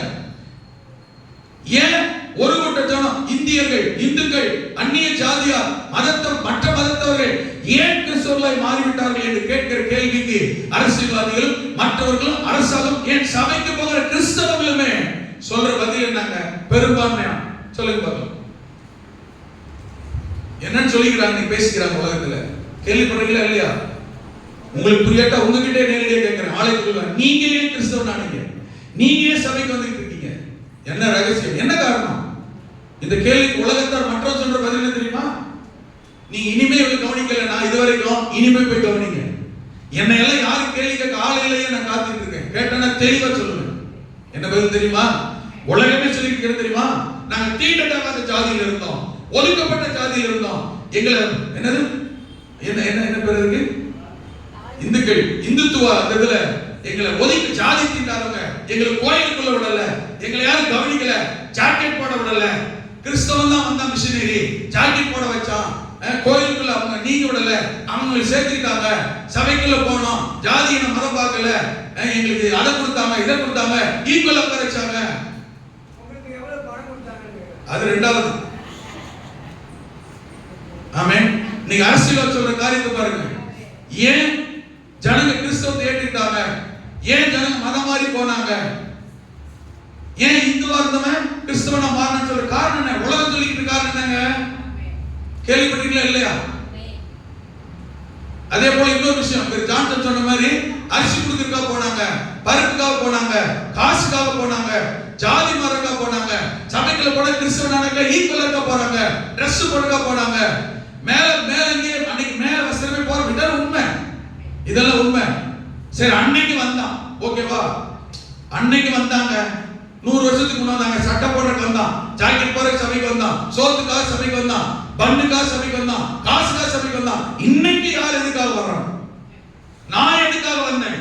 சட்டையில வந்தனா, சோறுல வந்தனா, ஜாதிக்காக வந்தனா, சாமிக்காக வந்தனா, என்னை ஊருக்கு ஒதுக்கிட்டான்னு வந்தனா, காசு படத்துக்காக வந்தனா? இதே கேள்வி உங்ககிட்ட கேட்கிறேன். நீங்க எதுக்கு வந்தீங்க? இந்த சத்தியம், இந்த உண்மை, இந்த ரகசியம், இந்த வெளிச்சம் சபைக்கு போயிட்டு இருக்கிற கிறிஸ்தவனுக்கே தெரியல. அவனே வெளியே போய் மேல போட்டு சொல்றான். என்ன தெரியுமா? நீங்க எங்க கோயிலுக்குள்ள விடல, அதனால நான் என்ன செஞ்சிட்டேன்? சபையில சேர்த்துக்கிட்டாங்க, உள்ள போயிட்டேன். நீங்க எங்களுக்கு ஈக்குவல் ரைட்ஸ் தரல, அதனால நாங்க என்ன செஞ்சோம்? கிறிஸ்தவ அமைச்சபை அதுக்காக வந்திருக்கிறோம். நீங்களும் நானும் வந்திருக்கிறோம். நீ ஏன் சபைக்கு போற? நீ ஏன் கிறிஸ்தவனான? நீ ஏன் மனம் மாறின? மதம் மாற்றமே கிடையாது நம்மளதுல, மனம் மாறி இருக்கிற. உங்ககிட்ட இந்த கேள்வி கேட்டா நீங்க என்ன பதில் சொல்லுவீங்க? என்கிட்ட எவனுமே கேட்கல வரைக்கும். நான் சொல்ல பார்த்திருக்கிறேன். பதில் என்ன தெரியுமா? காசுக்காகவோ, பணத்துக்காகவோ, ஜாதிக்காகவோ, மதத்துக்காகவோ, வேலைக்காகவோ, சோத்துக்காகவோ, பண்ணுக்காகவோ, அவன் பேர் மாற்றத்துக்காகவோ, அந்தஸ்துக்காகவோ, சபைக்குள்ள கிறிஸ்துவுக்கு போனா ஈக்குவல் ரைட்ஸ் கிடைக்கிறதுக்காகவோ இயேசுவை ஏற்றுக்கொண்டு வரவில்லை. ஏற்கனவே இது எல்லாம் பவுல் சொல்றது போல எல்லாமே எங்களுக்கு இருக்கிறது, இருந்தது, எதுவுமே குறை இல்லை. சோத்து கோழியில் நாங்க வந்தோம். எங்க எத்தனை பேர் சொல்லுங்க, மாசத்துல முதல்ல சோறு போடுறோம், அதுக்கு தனியா வந்துகிட்டு இருக்கோம். அப்படியே இன்னைக்கு வந்தீங்க, சோறு போடலையே. ஆமென். பேர் மாற்றத்துக்கு வந்தோமா? நியூமராலஜி படி ஜாதி மாற்றத்துக்காக வந்தோமா? காசு போடுறதுக்காக வந்தோமா? இல்லங்க. உலகத்தை மேடையில் ஸ்டேஜ் போட்டு சொல்றதுக்குள்ளே நிறைய கிறிஸ்தவர்கள் ஃபாதர், நிறைய சபைக்கு போறவங்களுக்கு தெரியாத இல்லாத ஒரு அறிவு. ஆமென். உங்களுக்கு எனக்கு தேவை. இங்க இருக்கிற நீங்களோ நானோ, ஆமென், மதம் மாறதுக்கோ, ஜாதி மாறதுக்கோ, அந்தஸ்து மாறதுக்கோ, ஆமென், காசுக்காகவோ, பணத்துக்காகவோ, எதுக்காக வரல. இயேசுவை ஏற்றுக்கொண்ட ஒரே ஒரு காரணம் தானால் இந்த உலகத்திலேயே எத்தனை தேவர்கள் இருக்கலாம், இயேசு கிறிஸ்து ஒருவர் மட்டுமே இந்த உலகத்தில் மனிதனாய் பிறந்து மனிதனுடைய பாவ சாபத்துக்காய் பரலோகத்திற்கு கொண்டு போகும்படி, நித்திய ஜீவனை தரும்படி தன் ஜீவனையே கல்வாரி சிலுவையில் அடிக்க ஒப்பு கொடுத்து மரித்து உயிர்த்தெழுந்த ஒரே தேவன் இயேசு கிறிஸ்து மட்டுமே. இயேசு கிறிஸ்துவிடத்தில் மட்டும்தான் பாவ மன்னிப்பும் ரட்சிப்பும் பரலோகமாக்கியும் இருக்கிறது. உலகத்தில் வேற எங்கேயும் யாரிடத்திலும் இல்லை. யாரும் அதற்கான முயற்சி செய்யவும் இல்லை. அதே சமயத்தில் மற்றவருடைய நம்பிக்கையோ, மற்றவருடைய வழிபாட்டையோ, மற்றவருடைய கலாச்சாரத்தையோ நாம் அவமதிக்கல, நாம் மதிக்கிறோம், கனம் பண்ணுகிறோம். ஆனால் இயேசு கிறிஸ்து ஒருவர் தான் பரலோகத்திற்கு கொண்டு போகிற, ஆமென், தேவாதி தேவன். உங்களுக்காக எனக்காக இரத்தம் சிந்தினார் என்ற ஒரே காரணத்துக்காக தான் ஜாதி, மதம், இனம், குடும்பம், கலாச்சாரம், சொத்து, பத்து, சொந்த பந்தம் எல்லாவற்றையும் விட்டு வந்திருக்கிறது பரலோகத்திற்காக தான். அதற்கு இயேசு கிறிஸ்து ஒருவர் தான், ஆமென், வழியாய் பரலோகத்தை திறக்கும்படி தன்னை ஏது பூமியிலே மனிதனாய் பிறந்து ஜீவன் தந்து மரித்து உயிர்த்தெழுந்தவர். அல்லேலூயா, ஆமென். கிறிஸ்தவ மதத்துக்கு நாம் அந்த ஒரு கிறிஸ்தவ கல்யாணம் பண்ண அவசியம் இல்லை. டஜன் கணக்கில் எனக்கு பண்ணு உண்டு மரபாப்புல. எங்க குடும்ப பின்னணி மிகப்பெரிய பின்னணி. ஆமென், ஆமென். கிறிஸ்தவ மதத்துக்கு போனாதான், சபைக்கு போனாதான் ஒரு பொண்ணு கிடைக்கிறதுக்கா, பொண்ணுக்காக வரல. சபைக்கு போனாதான் வேலை கிடைக்கிறதுக்கா வரல. ஏற்கனவே பிச்சை எடுக்கிறதா இல்ல, நல்ல வேலை செய்து கொண்டு தான் இருந்தோம். அல்லேலூயா. சொந்த பந்தங்கள், இனஜனங்கள், குடும்பங்களோடு ஆமென் ஆடம்பரமாய் வசதி வாய்ப்பாகத்தான் வாழ்ந்து கொண்டிருந்தவர்கள். அல்லேலூயா. ஆமென். ஒரு காலத்துல என்னைக்கோ சொல்லிக்கலாம், எந்த காலத்துல ஆதி காலத்துல நடந்திருந்திருக்கலாம். இவங்க உலகத்தை சொல்றதெல்லாம் இன்னைக்கு அப்படியே நடந்துகிட்டு இருக்கு. ஆமென். அப்படி போய் இன்னைக்கே இயேசுவை ஏற்றுக்கொள்ளணும், சபைக்கு வரணும், இன்னைக்கே கிறிஸ்தவத்துக்குள்ள வரணும், இயேசுவை நம்பணும், வேதத்தை வாசிக்கணும், எதுக்காக ஆண்டவரை நம்பணும், ஆராதிக்கணும், கர்த்தரை தேடணும். ஒரே ஒரு நோக்கம் தான். இயேசுவும் இந்த ஒரு நோக்கத்தை நிறைவேற்ற தான் வந்தார். என்ன தெரியுமா? மனிதனுக்கு பாவ மன்னிப்பை ஏற்படுத்த வேண்டும். அந்த பாவ மன்னிப்பு வேற எங்கும் யாரிடத்திலும், மறுபடியும் சொல்கிறேன், காசுனால பாவ மன்னிப்பு அல்ல, ஆமென், வசதி வாய்ப்பினால் அல்ல, ஆடம்பரத்தினால் அல்ல, சொத்து பத்துகளால் பாவ மன்னிப்பு அல்ல. இவைகளால் பாவம் தான் பெருகுகிறதே தவிர பாவ மன்னிப்பு உண்டாகாது. பாவ மன்னிப்பு கர்த்தராகிய இயேசு கிறிஸ்துவின் இரத்தத்தினால் தான். இயேசுவின் இரத்தம் தான் சகல பாவங்களை நீக்கி நம்மை சுத்திகரிக்கும். அல்லேலூயா. ஆமென். குமாரனாகிய இயேசு கிறிஸ்துவின் இரத்தம், ஆமென், அவர் சிலுவையில் சிந்தின அந்த இரத்தம், சிலுவையில் தொங்கின அந்த இயேசுவின் இரத்தம் பாவ மன்னிப்பாகிய மீட்பை உண்டு பண்ணி இருக்கிறது. அந்த பாவ மன்னிப்பை பெறாத எவ்வளவு பெரிய கோடீஸ்வரன், பணக்காரன், அரசியல்வாதி, அரசாங்க அதிகாரி, தேசத்தை ஆளுகிற எவ்வளவு உலகமாக பணக்காரனாக இருந்தாலும் இயேசுவின் இரத்தத்தால் கழுவப்படாத, பாவம் மன்னிக்கப்படாத யாரும் பரலோக ராஜ்யத்தில் பிரவேசிக்க முடியவே முடியாது. நாம் கண்கொண்டு பார்க்கிற இந்த உலகம், இந்த உலக வாழ்க்கை சில நாட்கள், சில ஆண்டுகள், கொஞ்ச காலம் தான். அதுவும் கிறிஸ்தவர்களுக்கு வேண்டு வேண்டு வேண்டு சமீபத்தில் ஆண்டவர் வருகை இருக்கிறது. வருகையில் போய் சேர போகிறோம். வேற யாரா இருந்தாலும் சரி, ஊரடிச்சு உலக போட்டு உலகத்தையே கட்டி ஆண்டாலும் சரி. அல்லேலூயா. ஆமென். கொஞ்ச காலம் தான். இன்னொன்னு தெரியுமா? இன்னைக்கு 90 வயசு, 100 வயசு, 150 வயசு கூட வாழலாம். ஆமென். ஆனா எவ்வளவு காலம் விரும்புறத சாப்பிட முடியுது? எவ்வளவு காலம் விரும்புற வாழ்க்கை வாழ முடியுது? நல்லா ராத்திரி கூட யோசித்தேன், எனக்கு 2 தோசையை சுட்டு தட்டுல போட்டாங்க. யோசித்தேன், இதே வாய் தான் சொல்லிச்சு. ரொம்ப காலத்துக்கு முன்ன ஒரு கிட்டத்தட்ட 1 இயர் கேப்ல தான் சொல்லிச்சு, இந்த இட்லி தோசையை கண்டுபிடிச்சு அடிக்கணும்னு. இன்னைக்கு வாழ்நாள் எப்படி தெரியுமா? இட்லி தோசை தவிர வேற எதுனா ராத்திரி சாப்பிட்டா 12 மணிக்கு மேல தூக்கம் வர மாட்டேங்குது. போன வாரம் தெரியாம ஒரு பரோட்டா சாப்பிட்டேன், 12 மணிக்கு எழுப்பிட்டுருச்சு, மேலே எங்களுக்கு மூச்சு வாங்க ஆரம்பிச்சிச்சு. போய் படுத்த எத்தனை மணிக்கு தெரியுமா? 2:30 மணிக்கு ஜெபம் பண்ண ஆரம்பிச்சேன். தெரியுமா? ஏசப்பா, இனி வாழ்நாள்ல ராத்திரி செய்ய மாட்டேன். என்ன அர்ப்பணம், என்ன கமிட்மெண்ட், என்ன பாவம் பண்ணி பறிக்க, யாரையெல்லாம் மன்னிக்கல, நான் யாரையெல்லாம் நினைக்கல, ஒரு புரோட்டா பண்ண வேலை ராத்திரி. ஆமென். ஆரோக்கியமும் திடகாத்திரமும், ஆமென், வாழ்ற வாழ்க்கையில் ஆடம்பரமும் எவ்வளவு நாள் தெரியுமா? தின்ற சோறு ஜீரணாகிற வரைக்கும் தான். தெரிஞ்சுக்கங்க. வெளியில பகட்டா காட்டலாம், பந்தாவா காட்டலாம். வாழ்க்கையும் உலகமும் ஆடம்பரம் ஒண்ணுமே. ஆஸ்பத்திரியில் படுக்கும் போது ஊசி போட்டு ஒரு அரை மணி நேரம் ஆபரேஷன் வாங்க. அப்ப தெரியும் பாவமணி வரிக்கிற பூமாசி சொன்னாங்க. தப்பரண்டி அறிவிச்சிட்ட. நான் ராத்திரி என்ன செய்ய தெரியுமா? எனக்கு வந்து சூழ்நிலை ஆண்டவரே நாளைக்கு முடியுமா தெரியாது, நான் பாவமணி கடிக்க பண்ண ஆரம்பிச்சிட்டேன். ஆமாங்க, இது நான் சொல்றதுனாலே அவங்க சொல்றதுனாலே உங்களுக்கு விருப்பமா இருக்கலாம். அந்த நேரம், அந்த சூழ்நிலை, அந்த நம்ம ஜீவனுக்கும் சரீரத்துக்கும் இடையில வர ஒரு சின்ன ஒரு போராட்டம். ஒண்ணுமே கிடையாது. ராத்திரில நேபார் நேச்சாரும் பெல்சாசாரும் கண்ட மாதிரி ஒரு சொப்பனம் கண்டா போதும், பார்வன் கண்ட மாதிரி. தோழிப்படி தெரியுமா? நான் சொல்றது புரியுது? வசதியோ ஆடம்பரமோ வாய்ப்புகளோ எல்லாம் இருக்கிற வரையில தான். சாப்பிடுற சாப்பாடு ஜீர்ணிக்கிற வரையில தான். தெரிஞ்சுக்கோங்க. என்னைக்கு நான் சாப்பிடுற சாப்பாடு நம்முடைய சாப்பாடு ஜீர்ணிக்கலன்னு ஆகுதோ தெரிஞ்சுக்கோங்க, உங்க ஆயுசு காலம் குறிக்கப்பட்டு, எனக்கு தெரியும் என்னுடைய ஆயுசு காலம் குறிக்கப்பட்டு இருக்குது. ஆமென். ஆமா, மத்தியான சாப்பாடு நான் கூட கிடந்து நான் செய்யிருக்கு, ஒரு கரண்டி அளவுக்கு வேணாம்னு சொல்லுது. எல்லாமே 90-100 வயசு வரைக்கும் இருக்கலாம். ஆமென். அனுபவிக்கும் காலம் என்று ஒன்று இருக்கிறது. நான் சொல்ல புரியுதா? அடையும் காலம் என்று ஒன்று இருக்கிறது.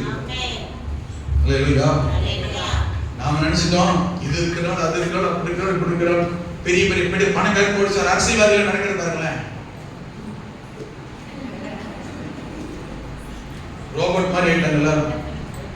ஆனா சொத்தை பாருங்க, பணத்தை பாருங்க. அந்தோனியை வந்து பாருங்க எப்படி ஓடுறாரு. ஆமென். அவங்களால ஓட முடியுமான்னு பாருங்க. கிருபை. நான் சொல்றது புரியுதுங்களா? எல்லாம் நமக்கு இருக்கிற கொஞ்ச கால நாள் தான். அதுக்கப்புறம் இருந்தாலும் அனுபவிக்க முடியுதா, போக முடியுதா, வாழ முடியுதா, அடைய முடியுதா? 80க்கு மேல வேதம் சொல்லிவிட்டது. ஆமென். மனுஷனுடைய ஆயுசு காலம் 70. அதுக்கு மிகுதினால அதுக்கு மேல இருந்தோம். கேட்டு பாருங்க. 80 வயசுக்கு மேல யாரா இருந்தாங்கன்னா கேட்டு பாருங்க. ஒண்ணு இல்ல, ரகசியமா கேட்க. உன் மனைவி மதிக்கிறதா, பாட்டி மதிக்கிறதா கேட்டு பாருங்க. 80 வயசுக்கு மேல நீ எல்லாம் வரும்போது ஒரு இடி, நீ போக மாட்டேன்ற எண்ணெய் போட்டு உயர வாங்குற. ஏன்னா அந்த அம்மாக்கு இவருக்கு, அந்த அம்மாக்கு எதிர்த்து வந்து இவரை கவனிச்சு பாதுகாக்க அதுக்கே முடியல. பேரன் பேத்தி அப்பா அம்மா யாரும் கூட கவனிக்க முடியாது. எப்படி வயசுக்கு மேல இருக்குன்னா இவரு அந்த காலத்துக்கு இந்த மாதம் பண்ணிட்டு பாரு. என்னன்னு கீழே ஒரு தண்ணி அந்த அம்மாக்கே முடியல. பிறகு அது என்ன பண்ணும்? கொண்டே கொடுக்கும் ஒரு இடி சுட்டு. நீயும் போய் சேர மாட்டேன்ற, என்னையும் விட மாட்டேன்ற. ஆமென்.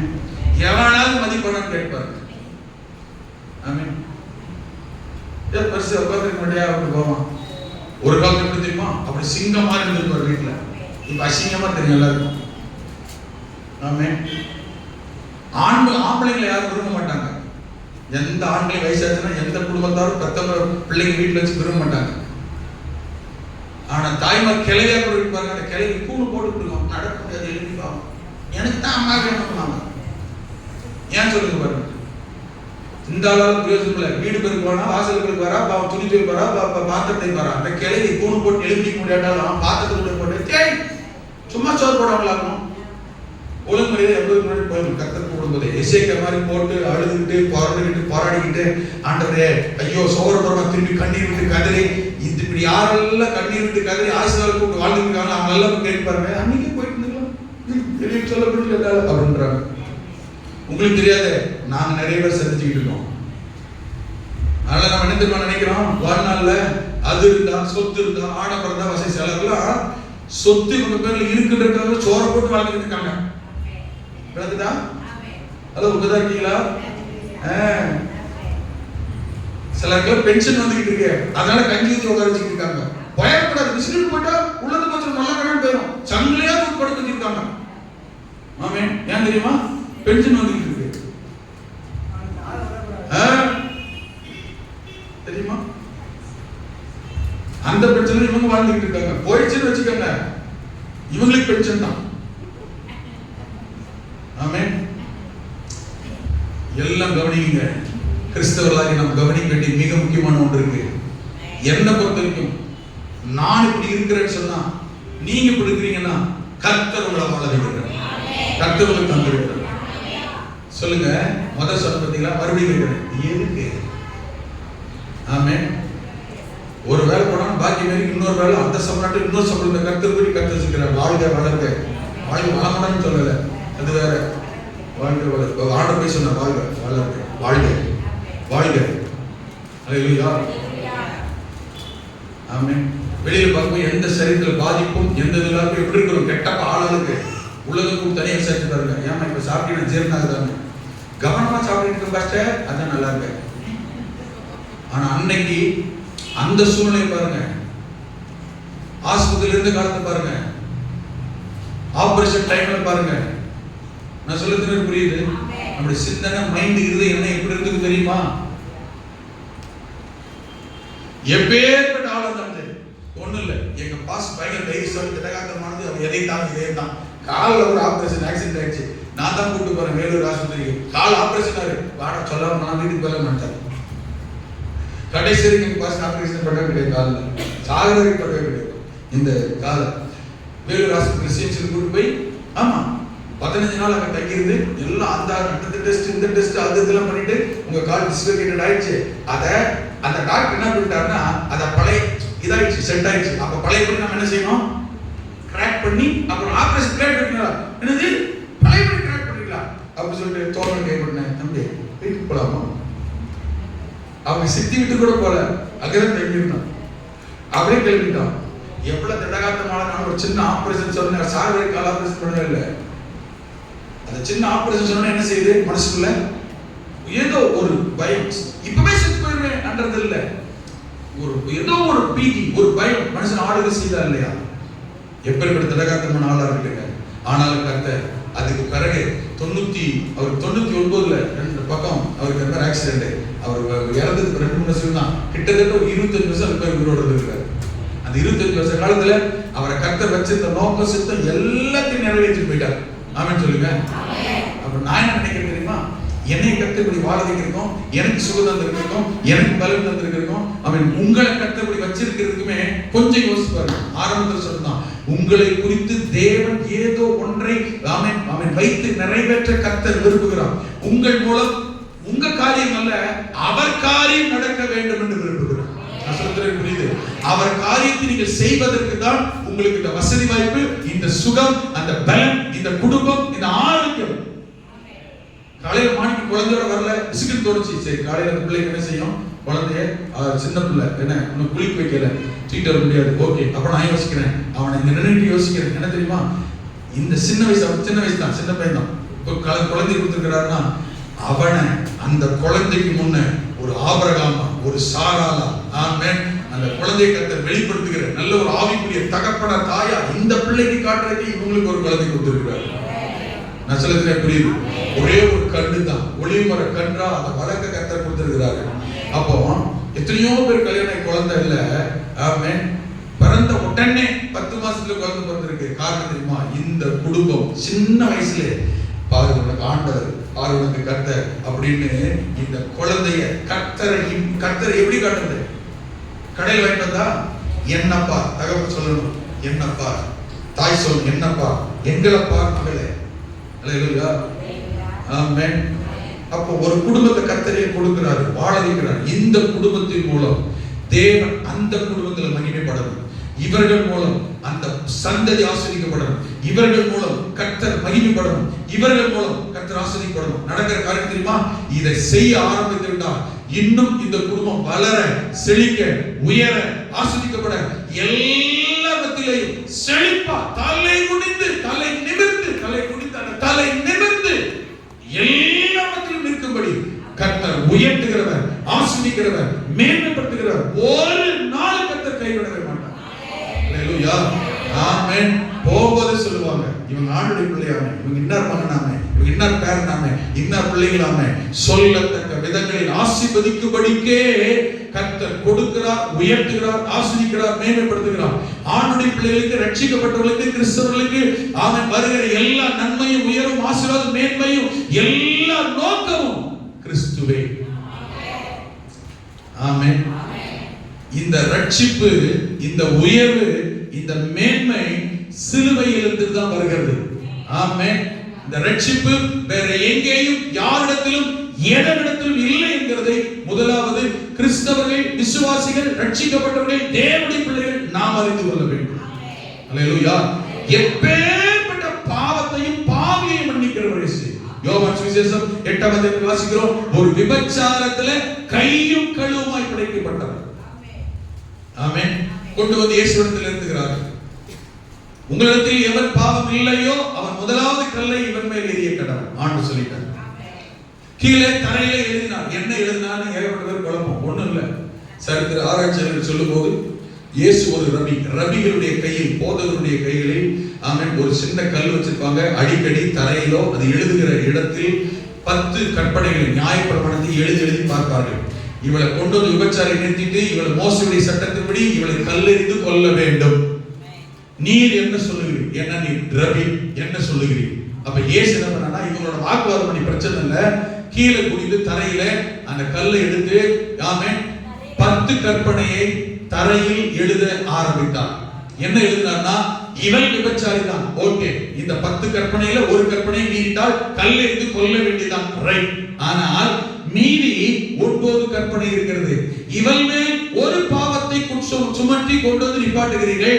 இதிலே சொல்லப்பட்டிருக்கிற, நான் எழுதுகிற மீறி 9 தவறுகள், பாவங்கள் உங்களில் இல்லை என்றால் எவன் தண்ணி பாவம் இல்லையோ அவன் முதலாவது கல்லை இவள் மேல் எறிய கடவன் சொல்லிட்டு எழுத ஆரம்பிச்சாரு.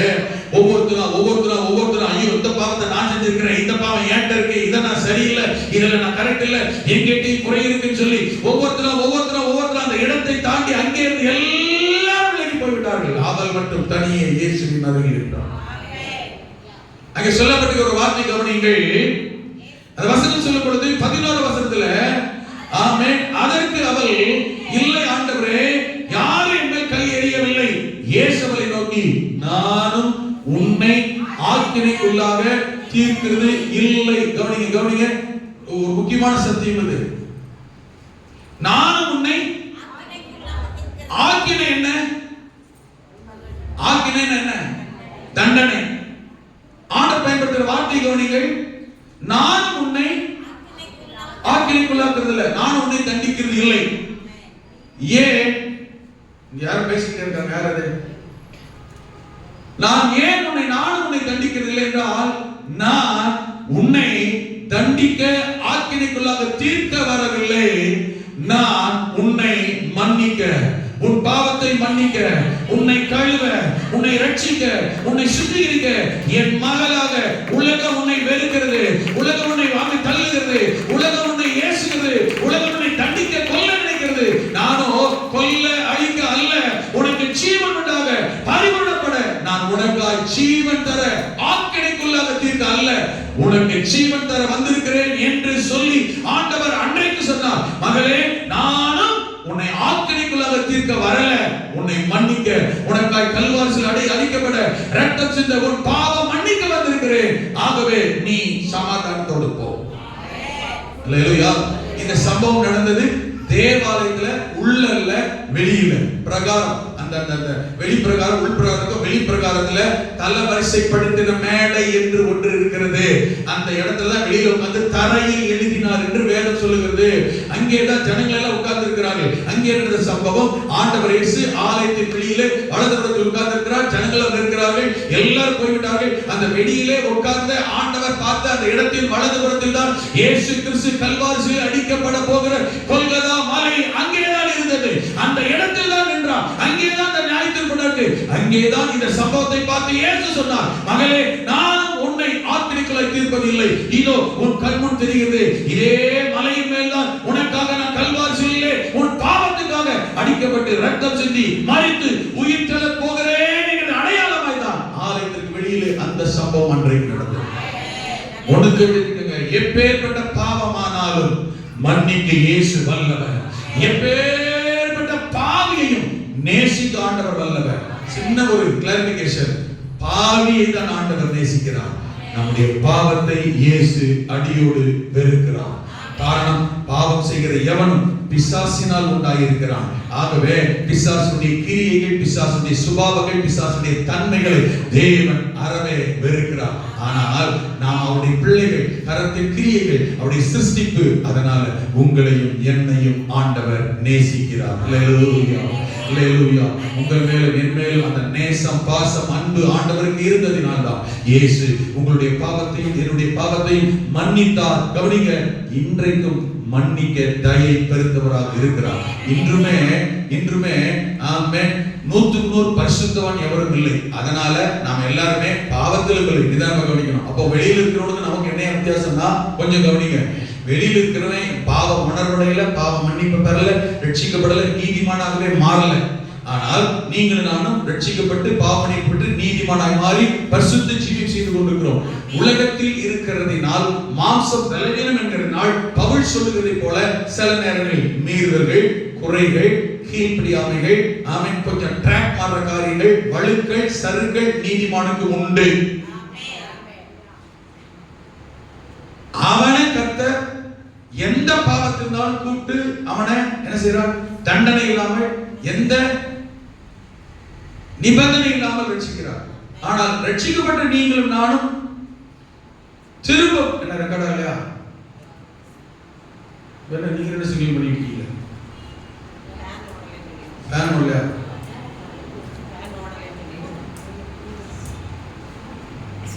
கவனிங்க, நான் என்ன சொன்னேன்? எந்த வெளியில் இருக்கிற பாவியானாலும் நிபந்தனை எல்லாம் கர்த்தர் மன்னிக்கிறார். நம்ம அப்படிதான் மன்னிக்கிறார், நாம மன்னிக்கிறோம். ஆனா ரட்சிக்கப்பட்டு உள்ள வந்துடும். இப்ப நம்ம யாரு? நீதிமான். நீதிமான் தவறு செய்யறான், பாவம் செய்யறான், குற்றம் செய்யறான். அப்ப என்ன பண்றாரு? நம்மளையும் மன்னிச்சு விட்டுறாரு. அப்போ ரட்சிக்கப்படுறதுக்கு முன்ன, நீதிமானாக இருக்கு முன்ன ஒருத்தர் பாவம் செஞ்சிருக்கும் போது எந்த நிபந்தனை இல்லாம அவனை விட்டுறாரு. அப்படிதான் நம்மளை ரட்சித்தாரு. நீதிமானான பிறகு நம்ம தப்பு செஞ்சு பாவம் செஞ்சிருக்கிறோம்னா நம்ம உள்ள வந்திருக்க வேண்டாமே, இப்படி உட்கார்ந்து இருக்கட்டாமே, முக்காடு போட வேண்டாமே, காணி போட வேண்டாமே, ஆராதிக்க வேண்டாம், வெளியில நின்று அவனை நான் ஒரே மாதிரி பண்ணி வாங்கிட்டு போயிடலாமே.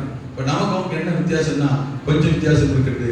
என்னன்னா, முதல் ரட்சிக்கப்பட்டு வருகிறதுக்கு முன்பதாக வெளியில் இருக்கிறவங்க தவறு செய்து பாவம் செய்து இயேசுவே பாவத்தை மன்னிக்கிட்டா எப்பேற்பட்ட பாவத்தை கர்த்தர் மன்னிக்கிறார், நிபந்தனை இல்லாமல் மன்னிக்கிறார். ஒரு நீதிமான் தவறு செய்யும்போது, நீதிகேடு செய்யும்போது கர்த்தர் செய்கிறார், அங்கதான் ஒரு செக்க வைக்கிறார். சிக்ஷை என்கிற ஒன்றை கர்த்தர் அனுமதிக்கிறார். தண்டனை அல்ல சிக்ஷை. ஆனால் இந்த சிக்ஷையும் அற்பமாக எண்ணி, சிக்ஷைக்கு கீழ்ப்படியாமல், சிக்ஷையில உணராமல், மனதிற்கு ஒப்பு கொடுக்காமல் கடிந்து கொண்டே இருக்கும் போது பிடரை கடினப்படுத்திக் கொண்டே இருந்தால் ஆக்கினை தீர்ப்புக்கு நீங்களும் நானும் தப்பவே முடியாது. ஆனால் சிக்ஷை உண்டு. தட் மீன்ஸ் என்னன்னா, காலை பிடிச்சு நல்லா திருக்கி விட்டு என்ன செய்வாரு, இனிமே இப்படி பண்ணாதன்னு. எத்தனை பேர் விளங்கிட்டு அல்ல புரிஞ்சிச்சா இல்லையா? நீதிமான் ஆணுடைய பிள்ளை தப்பு செஞ்ச உடனே என்ன செய்யறாருன்னா, ஆமென், சரி கண்டுக்காம போனானா அந்த பிள்ளை என்ன செய்யாது, தப்புல இருந்து வெளியில திருந்தாது. ஆமென். குறைய உணராது, தப்ப உணராது.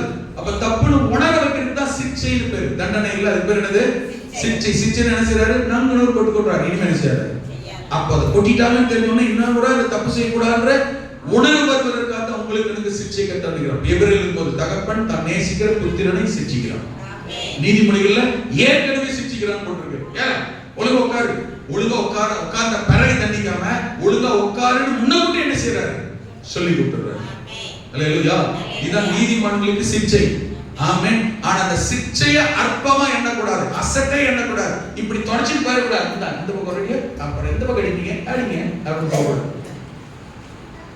இங்கங்கள் அடிக்க மாட்டாரு. அப்புறம் ஆமென், வேற மாதிரி தான் வரும். எத்தனை பேர் வித்தியாசம் புரியுது? அல்ல நான் சொன்னேன், என்ன புரியுதா? ஐயா நீங்க என்ன சொல்லிட்டு இருக்கீங்க, தண்டனைன்றீங்க, செஞ்சன்றீங்க, ஒண்ணும் புரியல. அப்படியா? ஆமென். இதெல்லாம் தெளிவா தெரிஞ்சுக்கங்க. ஆனா இந்த சிக்ஷையும் தொடர்ந்து சிக்ஷிக்க நம்மள இருந்து மனதில் வெளியில வரல, உணரலன்னு சொன்னா அப்புறம் நம்மள ஆமென் கைகள் விட்டுருவாரு. ஏன்னா நீதிமானே ரட்சிக்கப்படுவது அரிதான பேர் எழுதுகிறார். அல்லேலூயா. நியாயத்திற்கு கர்த்தருடைய வீட்டில இருந்து ஆரம்பிக்கிறது போல இருக்கு, இங்க இருந்து ஆரம்பிக்கும். அல்லேலூயா. அப்ப நாம அதை கரெக்ட் பண்ணிக்கிற போது என்ன நடக்கும் கேட்டீங்கன்னா, நமக்கு உயர்ந்த வஸ்திரம் தரிப்பிக்கப்படுகிறது. அல்லேலூயா. ஆமென். நான் சொல்றது புரியுது? ஆமென். லூக்கா 15:18 பாருங்க, உயர்ந்த வஸ்திரம் தரிப்பிக்கப்படுகிறது, பொன்மோதிரம் தரிப்பிக்கப்படுகிறது. மனம் திரும்பி கர்த்தருக்குள்ள வரும் பொழுது நமக்கு மறுபடியும் உயர்ந்த வாழ்வு, மேன்மையான ஆசீர்வாதமான வாழ்வு உங்களுக்கு எனக்கும் காத்திருக்கிறது. அல்லேலூயா. அப்ப பாவத்தை பாவ மன்னிப்பு கர்த்தராகிய இயேசு கிறிஸ்துவின் சிலுவையில் தான் உண்டாகிறது. நான் சொல்றது புரியுது? ஆமென். அப்படி என்றால் அந்த சிலுவையிலிருந்து வருகிற அவன் எப்பேற்பட்ட அந்த சிலுவையின் ரட்சிப்பை, எப்பேற்பட்ட பாவமும் இயேசு ரத்தத்தால் கழுவி நம்மை சுத்திகரிக்கிறது. ஒண்ணு நல்லா கவனிங்க. எப்படி கழுவப்படும் பாவம் எப்படி கழுவப்படும்னா நல்லா கவனிங்க. நீதிமொழிகள் 28:13, 1 யோவான் 1:9 இதெல்லாம் நீங்க குறிச்சு வைத்துக் கொள்ளுங்க. தெரிஞ்ச வசனம் தான், வீட்டுல வாசிங்க.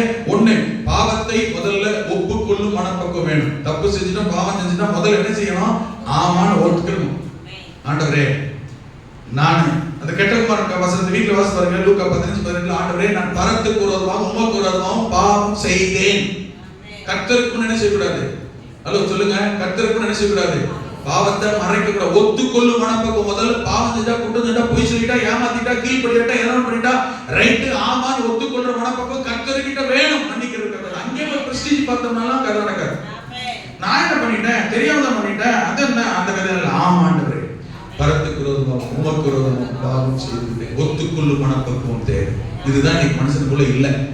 அங்கேயே அடி வாங்கிறது. பாவம் மன்னிப்பு அங்கேயே என்ன செஞ்சது, அடி வாங்கிறது. முதல்ல ஒத்துக்கணும். ஆண்டவருடைய சமூகத்துல போய் என்ன செய்யணும், அவன் ஒத்துக்கணும். ஆனா பாட்டெல்லாம் கூட ஒத்துக்க மனசாக பாட்டால் பாடுங்க. நான் பாவம் செய்தேன், உம்மை நோக செய்தேன். ஹலோ முருகா, இந்த வருது. உம்மை தேடாமல் வாழ்ந்து வந்தேன். ஹலோ என்னை மன்னியும். இதுக்கு ஒரு ஒத்துக்கிறதா? இதுக்கு ஒரு உணர்வு அடைகிறதா? ஏங்க வரும்போது அப்படியே வரும்போது கால்களை கறி எடுத்து வந்துருங்க. உம்மை மறுதலித்தேன் பின்வாங்கி. பின் வாங்கினா ஊக்குவாங்க. என்ன இதுக்கு பேர் என்ன? நிறைய பேர் கத்துடி சொல்றது ஒத்துக்கிறது ஜெபம்ன்றது கொடுத்தா இருக்கு. போய் என்ன தெரியும், செல்லு தூக்கி போக கூடாது. இப்போ ஒத்துக்காதீங்க சிஸ்டர். ஆமென். அதாவது அந்த ஒத்துக்கிறதுன்றதே நம்ம மனசு வந்து கமிட் பண்றது. நான் சொல்றது புரியுதுங்களா? அந்த ஒத்துக்கிற மனப்பக்குவம் என்ன தெரியுமா? மனசை முழுசா என்ன செய்யறது? திறந்து ஒப்பு கொடுக்கிறது. இளகின மனசோட, என்ன சொல்றது, குத்தப்பட்ட மனசோட, ஐயோ என்கிற எண்ணத்தோட போகணும். தப்பு பண்ணிட்டோமே என்ற உணர்வே வரலன்னு வச்சுக்கோங்க, இருதயம் கடினமாயிடும். அறிக்கை செய்ய முடியாது, ஆண்டட் வர முடியாது. நாம செல்ஃப் ரைஸஸா மாறிடுவோம். சுயநீதி தேட ஆரம்பிச்சிடுவோம். ஏன் நீங்க லேட்டு? இந்த காரணம். ரைட், லேட்டா வந்து தப்புன்னு தோணல. ரைட், லேட்டா வந்து என்ன தோணுது? செல்ஃப் ரைஸஸ் தேடணும். ஓ இதுக்கு காரணம் இவங்க மஞ்சாங்க, இப்படி ஆயிடுச்சு, தண்ணி வரல, ஹீட்டர் போட்டேன், பால் காயில, டீ குடிக்கல, கக்கூஸ் போல குடிக்கல, அதனால செல்ஃப் ரைஸஸ் தேட ஆரம்பிச்சிடும். நான் சொல்ல புரியுதுங்களா? இது தப்பு. என்ன தெரியுமா செய்யணும்? ஐயோ இது இனிமே என்ன செய்ய, அடுத்த முறை நடக்கூடாது. இந்த குற்ற உணர்வு வராது. ஒத்துக்கொள்ளும் மனப்பக்குவம். இந்த கெட்டகுமார் ஒத்துக்கொண்டான். இரண்டாவது சொல்லப்பட்டிருக்கிறது, அறிக்கையிட வேண்டும். தன் பாவங்களை மறைக்கிறவன். ஆமென். மைக் வச்சு சொல்ல பைபிள்ல உங்களுக்கு புரியுதா? அருமையான சாட்சியம் சொல்லணும். அருமையான கத்திரி ஜனங்களே, இந்த கத்திரி நாம மேய்ப்படுவதாக இந்த காலத்துல எந்த வீட்டுக்கார சண்டை அப்படின்னு சொல்லல. இதை போய் எங்க சொல்லு? கர்த்தர்ட்ட சொல்லு. அவர் ஏசிட்டேன், திட்டிட்டேன், ரெண்டு பலார் விட்டுட்டேன், கட்டவாக்கில் பேசிட்டு வந்துட்டேன். ஆமென். சர்ச்சில் பகிர மைக்கு சொல்லு. கர்த்தர்ட்ட செய்ய சொல்லு, ஆண்டவர்ட்ட சொல்லு. ஆமென். கர்த்தர்ட்ட அறிக்கை செய்யணும். அறிக்கை செய்யணும். ஒத்துக்கொள்ளும் போது ஒத்துக்கொள்ளணும். ரெண்டாவது அறிக்கை செய்யணும். மூணாவது சொல்லப்பட்டிருக்கு நீதிமொழி 28:13 தன் பாவங்களை மறைக்கிற வாழ்வடைய மாட்டான், அவைகளை அறிக்கை செய்யணும். ரெண்டாவது விட்டு விடணும். இன்னைக்கு அறிக்கை செஞ்சோம், திரும்ப போய் ஆரம்பிச்சிடலாம் அப்படின்னு என்ன செய்யக்கூடாது. ஆமென். அறிக்கை செய்து அவருக்கு செய்து போல என்ன கொண்டு அவருக்கு அறிக்கை செய்து விட்டு விடுகிற அனுபவம் தேவை. அல்லேலூயா. பாவத்தை அதை திரும்ப செய்யாதபடிக்கு விட்டு விட முயற்சிக்கணும். அது கர்த்தரை கிருபை செய்வார். அப்ப என்ன நடக்குனாங்க? ஆமென். ஆண்டவர் யோவான் 5:14 சொல்லும்போது அந்த 38 வருஷம் திமிர்வாதக்காரனா இருந்தா பாருங்க. அந்த திமிர்வாதக்காரனை பார்த்து ஆண்டவர் சொன்னார், ஆலயத்துல பார்த்து, இனி அதிக கேடானது வராதபடி இனிமே என்ன செய்யாதப்பா, இனிமே செய்யாத. அப்ப விட்டு விட்ட பாவத்தை திரும்ப என்ன செய்யாத, தேடனா திரும்ப அதிக கேடானது வருது. அப்ப நம்பர் 1 ஆசீர்வாதம் சிலுவையில் உண்டான நம்பர் 1 ஆசீர்வாதம் பாவ மன்னிப்பு. இத பேர் புரிஞ்சிச்சு? அடுத்த காரியம், இந்த பாயிண்ட் மட்டும் சொல்றேன். ஆமென். குறிச்சுக்கங்க, டைம் ஆயிடுச்சு. ரெண்டாவது, சரி இன்னைக்கு இன்னொரு கேள்வி. இந்த பாவ மன்னிப்பு என்பது, ஐயா ரட்சிக்கப்படாதவர்கள் தானா? இவ்வளவு நேரம் உங்ககிட்ட சொல்லியிருந்தேன். நீதிமான் பாவம் செய்தால் சிக்ஷை உண்டு. அந்த சிக்ஷையை அற்பமா எண்ணாமல் ஒப்பு கொடுத்து திரும்பவும் மனம் திரும்பி அறிக்கிட்டு விட்டுவிட முயற்சி செய்யும் போதுதான் பாவ மன்னிப்பு நிச்சயத்தை பெற முடியும், வருகையில் பசர முடியும், பரிசுத்தத்தை காத்துக்கொள்ள முடியும். அனுதினமும் நம்முடைய ரட்சிப்பை சுத்திகரிக்க வேண்டும். அனுதினமும் ரட்சிப்பு 3 நிலைமைகள் இருக்கிறது. அதை தெரிஞ்சுக்காங்க. 1 அனுதின ரட்சிப்பு. சரியா? அனுதின ரட்சிப்புனா இப்போ நம்ம இயேசுவை ஏற்றுக்கொண்டு முத உள்ள வரும்போது இயேசுவை சொந்த ரட்சகராக ஏற்றுக்கொண்டு நம்ம பாவங்களை அறிக்கிட்டு ஞானஸ்நானம் பெற்றோமே, அது ஆரம்ப நிலை ரட்சிப்பு. அந்த ரட்சிப்பு அன்னைக்குதான். இரண்டாவது கட்டம் அனுதின ரட்சிப்பு இருக்கு. அனுதினம், டே பை டெய்லி என்ன உலகத்துல இருக்கிறோம், கண்கள் நிச்சை, சுபாவம், பேச்சு, சிந்தை, இதில் தவறு செய்து விடுகிறோம். ஆண்டவருக்கு விரோதமாய் வருத்தப்படக்கூடிய காரியங்களை செய்து விடுகிறோம். அனுதினமும் நாம் கர்த்தருக்குள்ள இருக்கிறோமா, அந்த ரட்சிப்புல நிலைத்திருக்கிறோமா, நிதானித்து உணர்த்தப்படும் போது ஐயோ தப்பா பேசிட்டோம், கோபப்பட்டுட்டோம், மனசுல அறிக்கிட்டு ஒப்புரவாக வேண்டிய ஒப்புரவாகணும், கர்த்தரத்துல அறிக்கிட்டு ஒப்புரவாக வேண்டிய ஒப்புரவாகணும். இப்படி ஆண்டவரோடு கூட ஐக்கியமா இருக்கு கர்த்தர் நமக்கு, உங்களுக்கு, எனக்கு தேவன் கிருபை செய்வாராக. மூணாவது சொல்லப்படுகிறது, முடிவு பரியந்தம் நிலை நிற்பவனே. இயேசு வருகை வரையிலும் அல்லது நான் போய் சேர்கிற வரையிலும் முடிவு பரியந்தம் கர்த்தருக்குள்ள விசுவாசத்துல, பரிசுத்தத்துல, ரட்சிப்புல நிலைத்திருக்க வேண்டும். உபதேசத்துல, சத்தியத்துல நிலைத்திருக்க வேண்டும். முடிவு பரியந்தம் நிலைத்து ரட்சிப்புல நிலைத்திருக்கணும், பரிசுத்தத்துல நிலைத்திருக்கணும், சபையில நிலைத்திருக்கணும், ஆமென், உபதேசத்துல நிலைத்திருக்கணும், ஆவிக்குறிச்சியில் நிலைத்திருக்கணும், ஊழியக்காரோட நிலைத்திருக்க வேண்டிய காரியங்கள் இருக்குது. முடிவு பரியந்தம் நிலைத்திருக்க வேண்டும். அப்பதான் வருகையில போய் சேர முடியும். ஆமென். ரைட். இரண்டாவது, சாபம் நீங்கியது. டக்கு ரிப்பீட் பண்ணி சொல்றேன். ஆமென். இரண்டாவது கல்வாரி சிலுவையினால் என்ன நீங்கினது? சாபம். இந்த சாபம் மனிதனுக்கு எப்போது வந்தது? கவனிங்க. சாபம் மனிதனை படைக்கும் போது ஆண்டவர் சாபத்தோட படைக்கல. ஆசீர்வாதம் உள்ளவனாய் பெர்ஃபெக்ட் ஆனவனா நல்லவனாக தான் கர்த்தர் படைத்தார். பின்ன ஏன் சாபம் வந்தது என்றால் ஆதியாகம புத்தகத்திலே வாசிக்கிறோம். தேவனாகிய கர்த்தர் ஆதாம் ஏவாளை படைத்து ஏதேன் தோட்டத்தில் வைத்து விட்டு போன போது சாத்தான் ஏதேன் தோட்டத்தில் நுழைந்து ஆண்டவர் சொல்லாத காரியங்களை இவர்களை சொல்லி நம்ப வைத்து ஆண்டவருடைய வார்த்தைக்கு கீழ்ப்படியாமல் சாத்தானுடைய பேச்சுக்கு கீழ்ப்படியும்படியா செய்ததினால் பாவம் உள்ளே பிரவேசித்தது. இப்போ கர்த்தருடைய வார்த்தை கேட்காமல் ஆமென் சாத்தானுடைய வார்த்தை கேட்டு அவனுக்கு கீழ்ப்படிந்ததினால் ஆண்டவர் வராரு. இப்ப கூப்பிடுறாரு. 3ஆம் அதிகாரத்தை நீங்க கவனித்து பாருங்கள், குறித்து வைத்துக் கொள்ளுங்கள். 14 முதல் 19 வசனங்களை குறித்து வைத்து வீட்டில் வாசிக்க சமயம் இல்லை. அதிலே 17 18 வசனங்களை வாசிக்கும் போது சாத்தானை கூப்பிட்டு சத்தம் போடுறார், சபிக்கிறார். மனிதனை கூப்பிட்டு சபிக்கிறார். ஏவாளை கூப்பிட்டு சொல்லுகிறார், சத்தம் போடுறார். இதுல 17 18 வசனங்களை வாசிக்கும் போது ஆதாமிடத்திலே கர்த்தர் சொல்லுகிறார், நீ உன் மனைவியின் வார்த்தைக்கு செவி கொடுத்து புசிக்க வேண்டாம் என்று நான் உனக்கு விலக்கின விருட்சத்தின் கனியை புசித்தபடியினால், கீழ்ப்படியாமல் போனபடியினால், எனக்கு செவி கொடாமல் போனபடியினால், நல்ல கவனிங்க, ஆமென், நான் உனக்கு விலக்கின விருட்சத்தின் கனி புசித்தபடியினாலே பூமி உன் நிமித்தம் சபிக்கப்பட்டிருக்கும். பூமி யார் நிமித்தம்? மனிதன் நிமித்தம். உன் நிமித்தம் பூமி. இப்பதான் சாபம் வருகிறது. உங்களுக்கு புரியுதா? பூமியில முத சாபம் இங்கதான் வருது. உன் நிமித்தம், நீ என் சொல்லுக்கு கீழ்ப்படியாமல் போனது நிமித்தம், ஆமென், பூமி சபிக்கப்பட்டிருக்கும். அப்ப அந்த சாபத்தினால என்ன விளைவு ஏற்படுதுன்னு பாருங்க. அடுத்த வசனத்தை வாசிங்கன்னா சாபத்தால என்ன விளைவு ஏற்படுது? அந்த பூமி உனக்கு முள்ளும் குறுக்கும் முளைப்பிக்கும். என்ன உண்டாகுது? இப்போ சாபத்தினுடைய அடையாளம் என்ன? விளைவு என்ன? முள்ளு. ஆமென். முள்ளுனால என்னது? சாபம். இப்போ மனிதனால் உண்டான இந்த சாபத்தில், முள்ளினால் ஏற்பட்ட இந்த சாபத்தை ஆண்டவர் இயேசு யோவான் சுவிசேஷத்தை நீங்கள் வாசித்தால், ஆமென், அங்கே சொல்லப்பட்டிருக்கிறது 19ஆம் அதிகாரம் 1ஆம் வசனத்திலிருந்து 3ஆம் வசனம் வரைக்கும் 5ஆம் வசனம் வரைக்கும் வாசிக்கும் பொழுது, அப்பொழுது பிலாத்து இயேசுவை வாரினால் அடிப்பித்து, இயேசுவை பிடித்து வாரினால் அடிப்பித்தான். போர் சேவகர் முள்ளுகளினால் ஒரு முடியை பின்னி அவர் சிரசின் மேல் வைத்து சிவப்பான அங்கே அவருக்கு உடுத்தி கன்னத்தில் அவரை அடித்தார்கள். 5ஆம் வசனம் சொல்லப்பட்டிருக்கிறது. ஆமென். பிலாத்து இயேசுவை முள்முடியும் சிவப்பான அங்கி தரித்தவராய் வெளியிலே கொண்டு வந்து நிறுத்தினார். அவர் தலையில் என்ன வைக்கப்பட்டது? கிரீடம். எதுல வைப்பாங்க? தங்கத்துல வைப்பாங்க இல்லையா? ஆனா இங்க இயேசு வச்ச கிரீடம் எதை வச்சாங்களா? முள். ஏன் இயேசுவின் தலையில் கிரீடத்தை முள்ளினால் வைக்க வேண்டும் என்று சொன்னால், அன்றைக்கு தான் உண்டாக்கின அந்த மனிதன், ஆமென், இயேசு வார்த்தைக்கு கீழ்ப்படியாமல் பாவம் செய்து அதனால் அவன் மூலம் பூமியிலே முள் என்கிற சாபம் வந்தது. அந்த முள் என்கிற சாபத்தை பிதாவுடைய சித்தம் செய்ய குமாரனாகிய இயேசு அவருக்கு கீழ்ப்படிந்து இந்த பூமியிலே வந்து ஆதாம் ஏவாள் மூலமாய் உண்டான முள் என்கிற சாபத்தை தன்னுடைய சிரசில் கிரீடமாய் சூடி, அந்த சிரசில் வலிந்த அந்த முள்ளினால் வந்த தன்னுடைய இரத்தத்தினால் மனிதனுடைய சாபத்தை கல்வாரி சிலுவையில் சுமந்து அந்த இரத்தத்தின் மூலம் சாபத்தை தீர்த்தார். அல்லேலூயா. ஆமென்.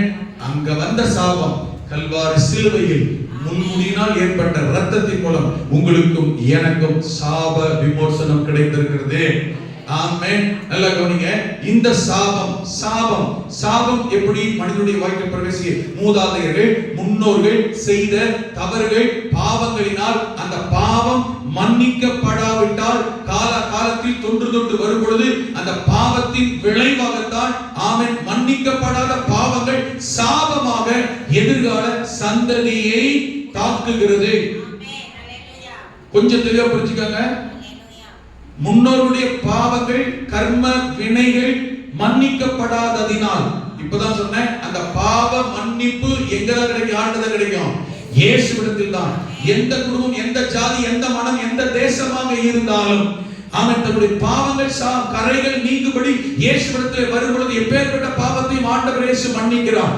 மன்னிக்கிற பொழுதே அந்த பாவம், சாபம் அன்றைக்கே நீக்க நிவர்த்தியாக்கப்படுகிறது.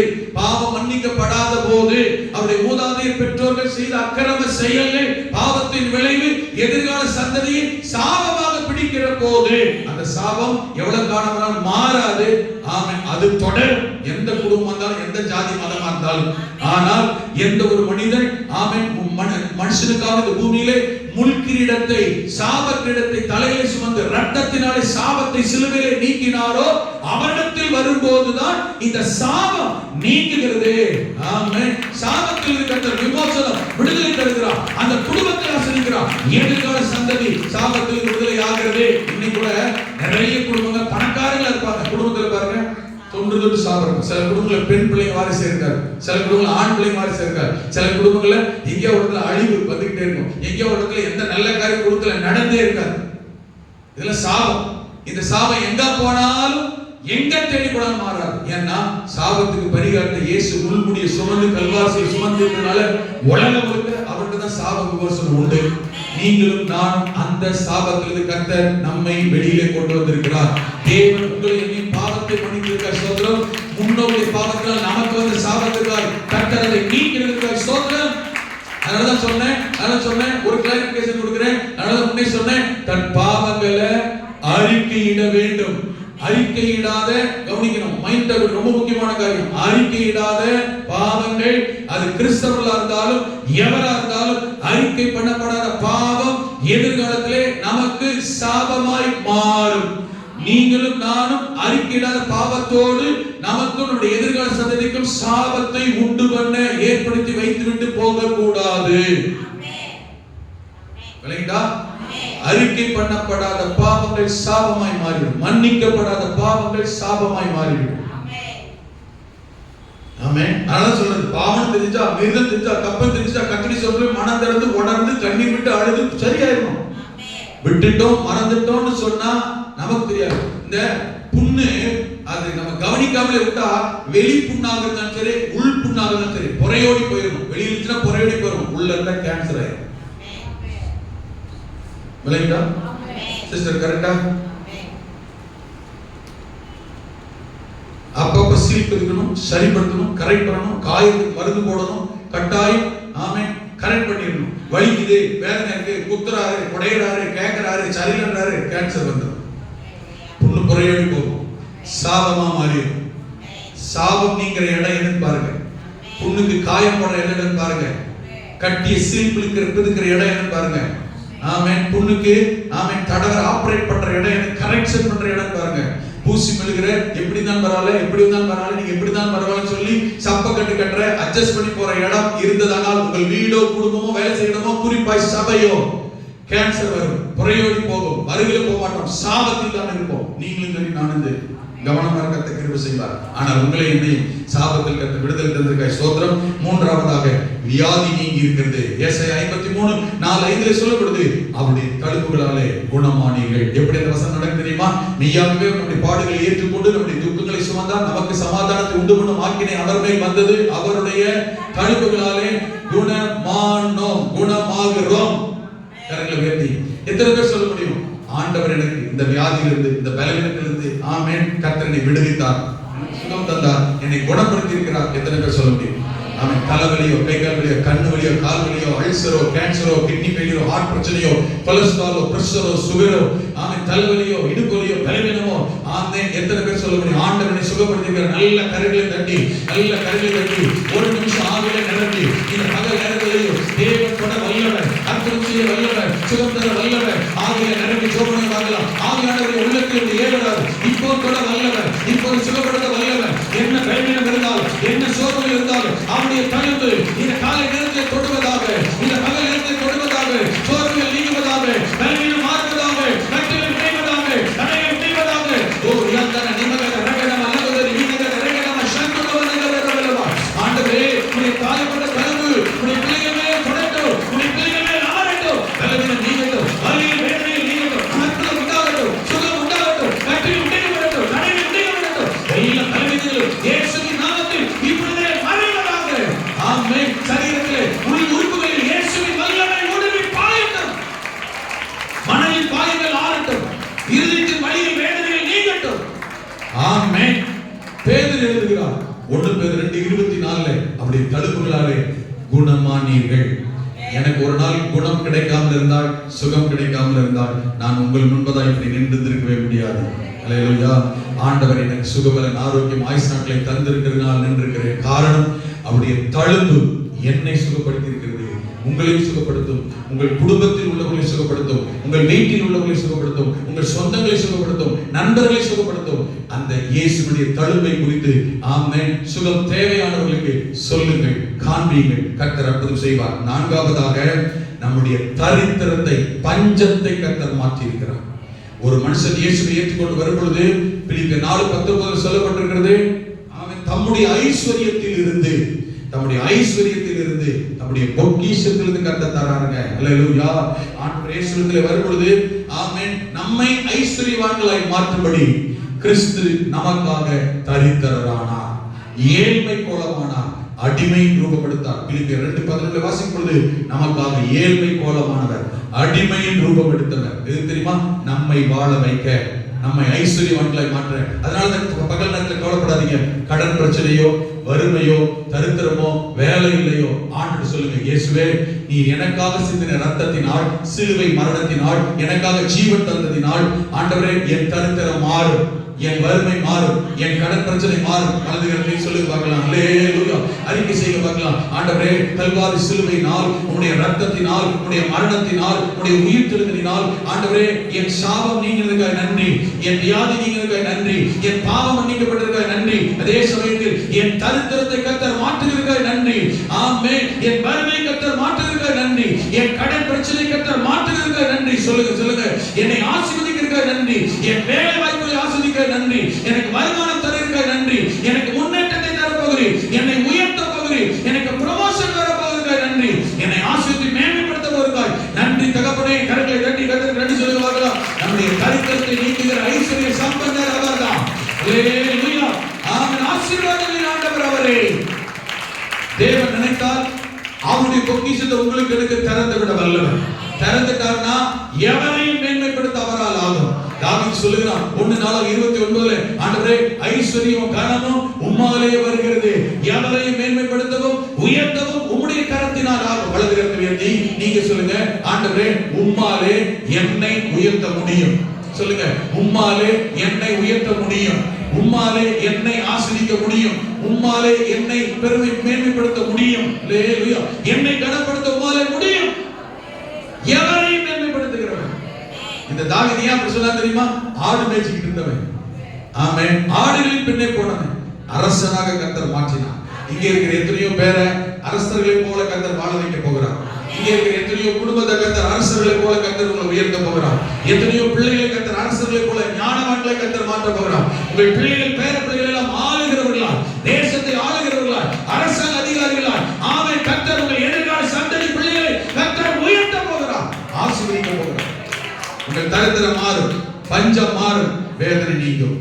கடைசியாக கல்வாரி சிலுவையில் ஆண்டவர் இயேசு கொலோசியர் 1:2-13-15 வரை சொல்லும் பொழுது ஆமென் கல்வாரி சிலுவையில் அவர் அந்த காலத்தில் எல்லா அதிகாரங்கள் ஆளுமையை அவர் நினைக்கிறதுனா உங்கள் பாவங்களையும் உங்கள் மாம்சம் 2 ஆமென் நமக்கு எதிரடையாகவும் கட்டளைகளால் நமக்கு விரோதமாகவும் இருந்த கையெழுத்தை குலைத்து அதை நடுவில் இராதபடிக்கு எடுத்து சிலுவையின் மேல் ஆணி அடித்து துரைத்தனங்களை அதிகாரங்களை உரிந்து கொண்டு வெளியரங்கமான கோலமாக்கி அவைகளின் மேல் சிலுவையில் ஜெயித்தெழுந்தார், வெற்றி சிறந்தார். அல்லேலூயா. சிலுவையில் ஆண்டவர் இயேசு உங்களுக்கும் எனக்கும் ஜெயத்தை வைத்திருக்கிறார், வெற்றியை வைத்திருக்கிறார். வலது கரத்தை உயர்த்தி ஆண்டவரை பார்த்து, ஆண்டவரே எனக்கு ஜெயம் வைத்திருக்கிறீர், எனக்கு வெற்றி வைத்திருக்கிறீர். எங்க தெரியுமா? பவுல் சொன்னானே, சிலுவையை குறித்தே. யாருடைய சிலுவை? இயேசு கிறிஸ்து சிலுவை குறித்து மேன்மை பாராட்டுகிறேன். ஏனென்றால் இயேசு கிறிஸ்து சிலுவையின் இடத்தில் வெற்றி இருக்கிறது. கவலைப்படாதீங்க, ஜெயம் இருக்கிறது. இன்னைக்கு சோர்ந்து இருக்கீங்களா? தோல்வியோடு இருக்கிறீங்களா? ஃபெயிலியர் ஆச்சு நினைக்கிறீங்களா? ரொம்ப நாள் காத்திருக்கிறேன்னு நினைக்கிறீங்களா? என்னைக்கு வரும் கிடைக்க நடக்கும் நினைக்கிறீங்களா? கவலைப்படாதீங்க, தோல்வியை மாற்றுகிற தேவன் ஏன் தெரியுமா? சிலுவையில் ஆண்டவர் வெற்றியை சேர்த்து வைத்து விட்டார். சிலுவையில் உங்களுக்கு எனக்கு ஜெயத்தை சேர்த்து வைத்து விட்டார். சிலுவையில் உங்களுக்கு எனக்கு வெற்றி இருக்கிறது. அந்த சிலுவை குறித்து மேன்மை பாராட்டும் போது, சிலுவையை உயர்த்தும் போது, சிலுவையை தூக்கும் போது, சிலுவையில் வரும்பொழுது கவலைப்படாத தம்பி, தோல்வி மாறும், ஜெயம் வரும். அந்த தோல்வி ஜெயத்தை பெறுவதற்கான வழியை கர்த்தர் சொல்லி இருக்கிறார். வெளிப்படுத்தின விசேஷத்துல அந்த கொலோசியர் 3ஆம் அதிகாரம் 1-2 வசனத்துல, கொலோசியர் 3ஆம் அதிகாரத்துல சிலுவை குறித்து வெற்றி மேன்மை பெறுவதற்கு வழியை வச்சிருக்கிறார். என்ன தெரியுமா? நீங்கள் கிறிஸ்துவுடனே கூட எழுந்ததுண்டானால் கிறிஸ்து தேவனுடைய வலது பாரிசத்தில் வீற்றிருக்கிற இடத்தில் உள்ள பரலோகத்திற்கு அடுத்த மேலானவைகளையே நாடுங்கள். ஆமென். கீழே எழுதுறாரு, பூமிக்குரியவைகள் அல்ல. எப்ப பார்த்தாலும் பூமி, உலகம், வீடு, வாசல், அது இது இதே அல்ல. ஆவிக்குரியதுல பரலோகத்துக்கு அடுத்த காரியங்கள, அது பரலோகத்துல பிதாவின் வலது பாரிசத்துல தேவன் உங்களுக்கு வச்சிருக்கிறாரே. பிதாவின் வலது பாரிசத்துல உங்களுக்கு ஆண்டவர் என்ன வச்சிருக்கிறார்? வெளிப்படுத்தின விசேஷத்துல வாசிக்கிற போது அந்த வசனத்தை வாசிக்க ஜெபம் பண்ணலாம். வெளிப்படுத்தின விசேஷத்துல வாசிக்கிற போது ஆமென் ஸ்தோத்திரம், ஆமென் ஸ்தோத்திரம். அந்த 7வது சபைக்கு எழுதும்போது எழுதுகிறார், லவோதிக்கேய சபை ஜெயம் கொள்ளுகிறவன் எவனோ, 3:1 ஜெயம் கொள்ளுகிறவன் எவனோ, நான் ஜெயம் கொண்டு என் பிதாவினிடத்திலே பிதாவின் வலது பாரிசத்துல என்னங்க இருக்கு? பிதாவின் வலது பாரிசத்திலே ஆண்டவராக இயேசு கிறிஸ்துவுடைய சிங்காசனம் இருக்கிறது. அந்த சிங்காசனத்திலே நான் உட்கார்ந்தது போல ஜெயம் கொள்ளுகிறவன் எவனோ அவனும் என்னுடைய சிங்காசனத்தில் என்னோட உட்கார்படி அருள் செய்வேன். வெற்றியுள்ள வாழ்க்கை நமக்கு இருக்கிறது, பரலோக வாழ்க்கை இருக்கிறது. பரலோகத்தில் இங்க உட்கார்ந்தது போல இல்ல, ஆமென், சிங்காசனத்தில் வீற்றிருக்கும் வாழ்வு. சிங்காசனத்தில் வீற்றிருக்கும் வாழ்வு எங்க இருக்கு தெரியுமா?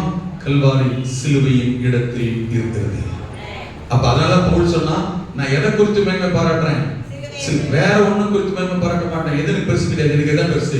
சிலுவை. ஏன்னா சிலுவை இடத்துல தான் பாவம் மன்னிப்பு, சிலுவை இடத்துல தான் சாபம் மன்னிக்கப்படுகிறது, சிலுவை இடத்துல தான் ஆமென் வியாதி நீங்குது, சிலுவை இடத்துல தான் ஐஸ்வர்யம் உயர்வு, ஆமென், சிலுவை இடத்துல தான் வெற்றி ஜெயம். உங்க வாழ்க்கையில உலகத்திலேயே உங்களுக்கு வெற்றி கிடைக்கும். ஆமென். பரலோகத்திலே வெற்றி பெற்று அவரோடு உட்கார பாக்கியத்தை தருவார். நீங்கள் நானும் இங்க சாதாரண சேலை, சாதாரண வஸ்திரம், சாதாரண உடை, சாதாரண ஆமென் அலங்காரம், சாதாரணமானவங்களா தெரியலாம். பரலோகத்துல சிங்காசனத்துல சாதாரணமானவங்கள அல்ல, ராஜாவின் பிள்ளைகளாக உட்கார கர்த்தர் கிருபை செய்வார்.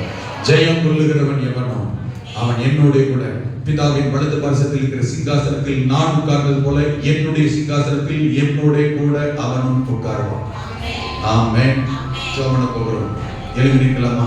நான் சிலுவை குறித்து அல்லாமல் வேறு ஒன்றை குறித்து நான் மேன்மை பாராட்ட மாட்டேன். வலது கரத்தை உயர்த்தி சிலுவை குறித்து நீங்களும் நானும் அவரை குறித்தே, சிலுவை குறித்தே மேன்மை பாராட்ட உயர்ந்த கர்த்தர் கிருபை செய்வாரா? ஆமென். கரங்களை சொல்லுவோம். இந்த சிலுவினால் எனக்கு தந்த ரட்சிப்புக்காக நன்றி. மறுபடியும் சொல்லுவீங்களா? இந்த சிலுவினால் எனக்கு, என் குடும்பம், என் எதிர்காலத்திற்கு இருந்த சாபத்தை கர்த்தர் மாற்றி விட்டீர். கவலைப்படாதீங்க. ஆமென். உங்களோட சாபத்தெல்லாம் கர்த்தர் மாட்டிட்டார். யாராவது சாபம் உங்களுக்கு போட்டாலுமே, நீங்க யாராவது சபிக்கிறாங்க, கவலைப்படாதீங்க. ஆண்டவர் சம்பந்தமே சொல்லுங்க, இயேசு நாமத்தில் சிலுவையில் சிந்தின ரத்தத்தினால எனக்கு விரோதமாக சொல்லப்படுகிற சாபங்கள் எல்லாம் என் மேல் வராது, தங்காது, பழிக்காது சொல்லி பாருங்க. சாபம் உங்களை ஒன்றும் செய்யாது. வியாதி பலவீனங்களை மாற்ற வல்லவன் இயேசு ரத்தத்தினால என் வியாதி மாற்ற சொல்லி பாருங்க, மாறும். என்னை ஐஸ்வர்யவான் ஆமென் வர வர விருத்தி அடைய செய்கிற தேவன். நீங்கள் நான் விருத்தி அடைய வாழ்ந்ததற்கு கிருபை செய்வார். ஆமென். வெற்றியுள்ள வாழ்க்கை உங்களுக்கு உண்டு. படிக்கிற இடத்துல தோல்வி நினைக்காதீங்க. வேலை இடத்துல அது நம்மள போட்டு கசக்கறாங்க நசுக்கறாங்க நினைக்காதீங்க. உங்களுக்கு ப்ரமோஷன் உண்டு, உங்களுக்கு உயர்வு உண்டு. சிலுவை இடத்துல இந்த உயர்வு உண்டு. இந்த காலை நேரத்தில் சிலுவையில் இருந்து நமக்கு உண்டான அந்த விடுதலை ஆசீர்வாதங்களுக்கு நல்ல கரங்களை தட்டி ஆண்டவரே உமக்கு நன்றி நன்றி நன்றி.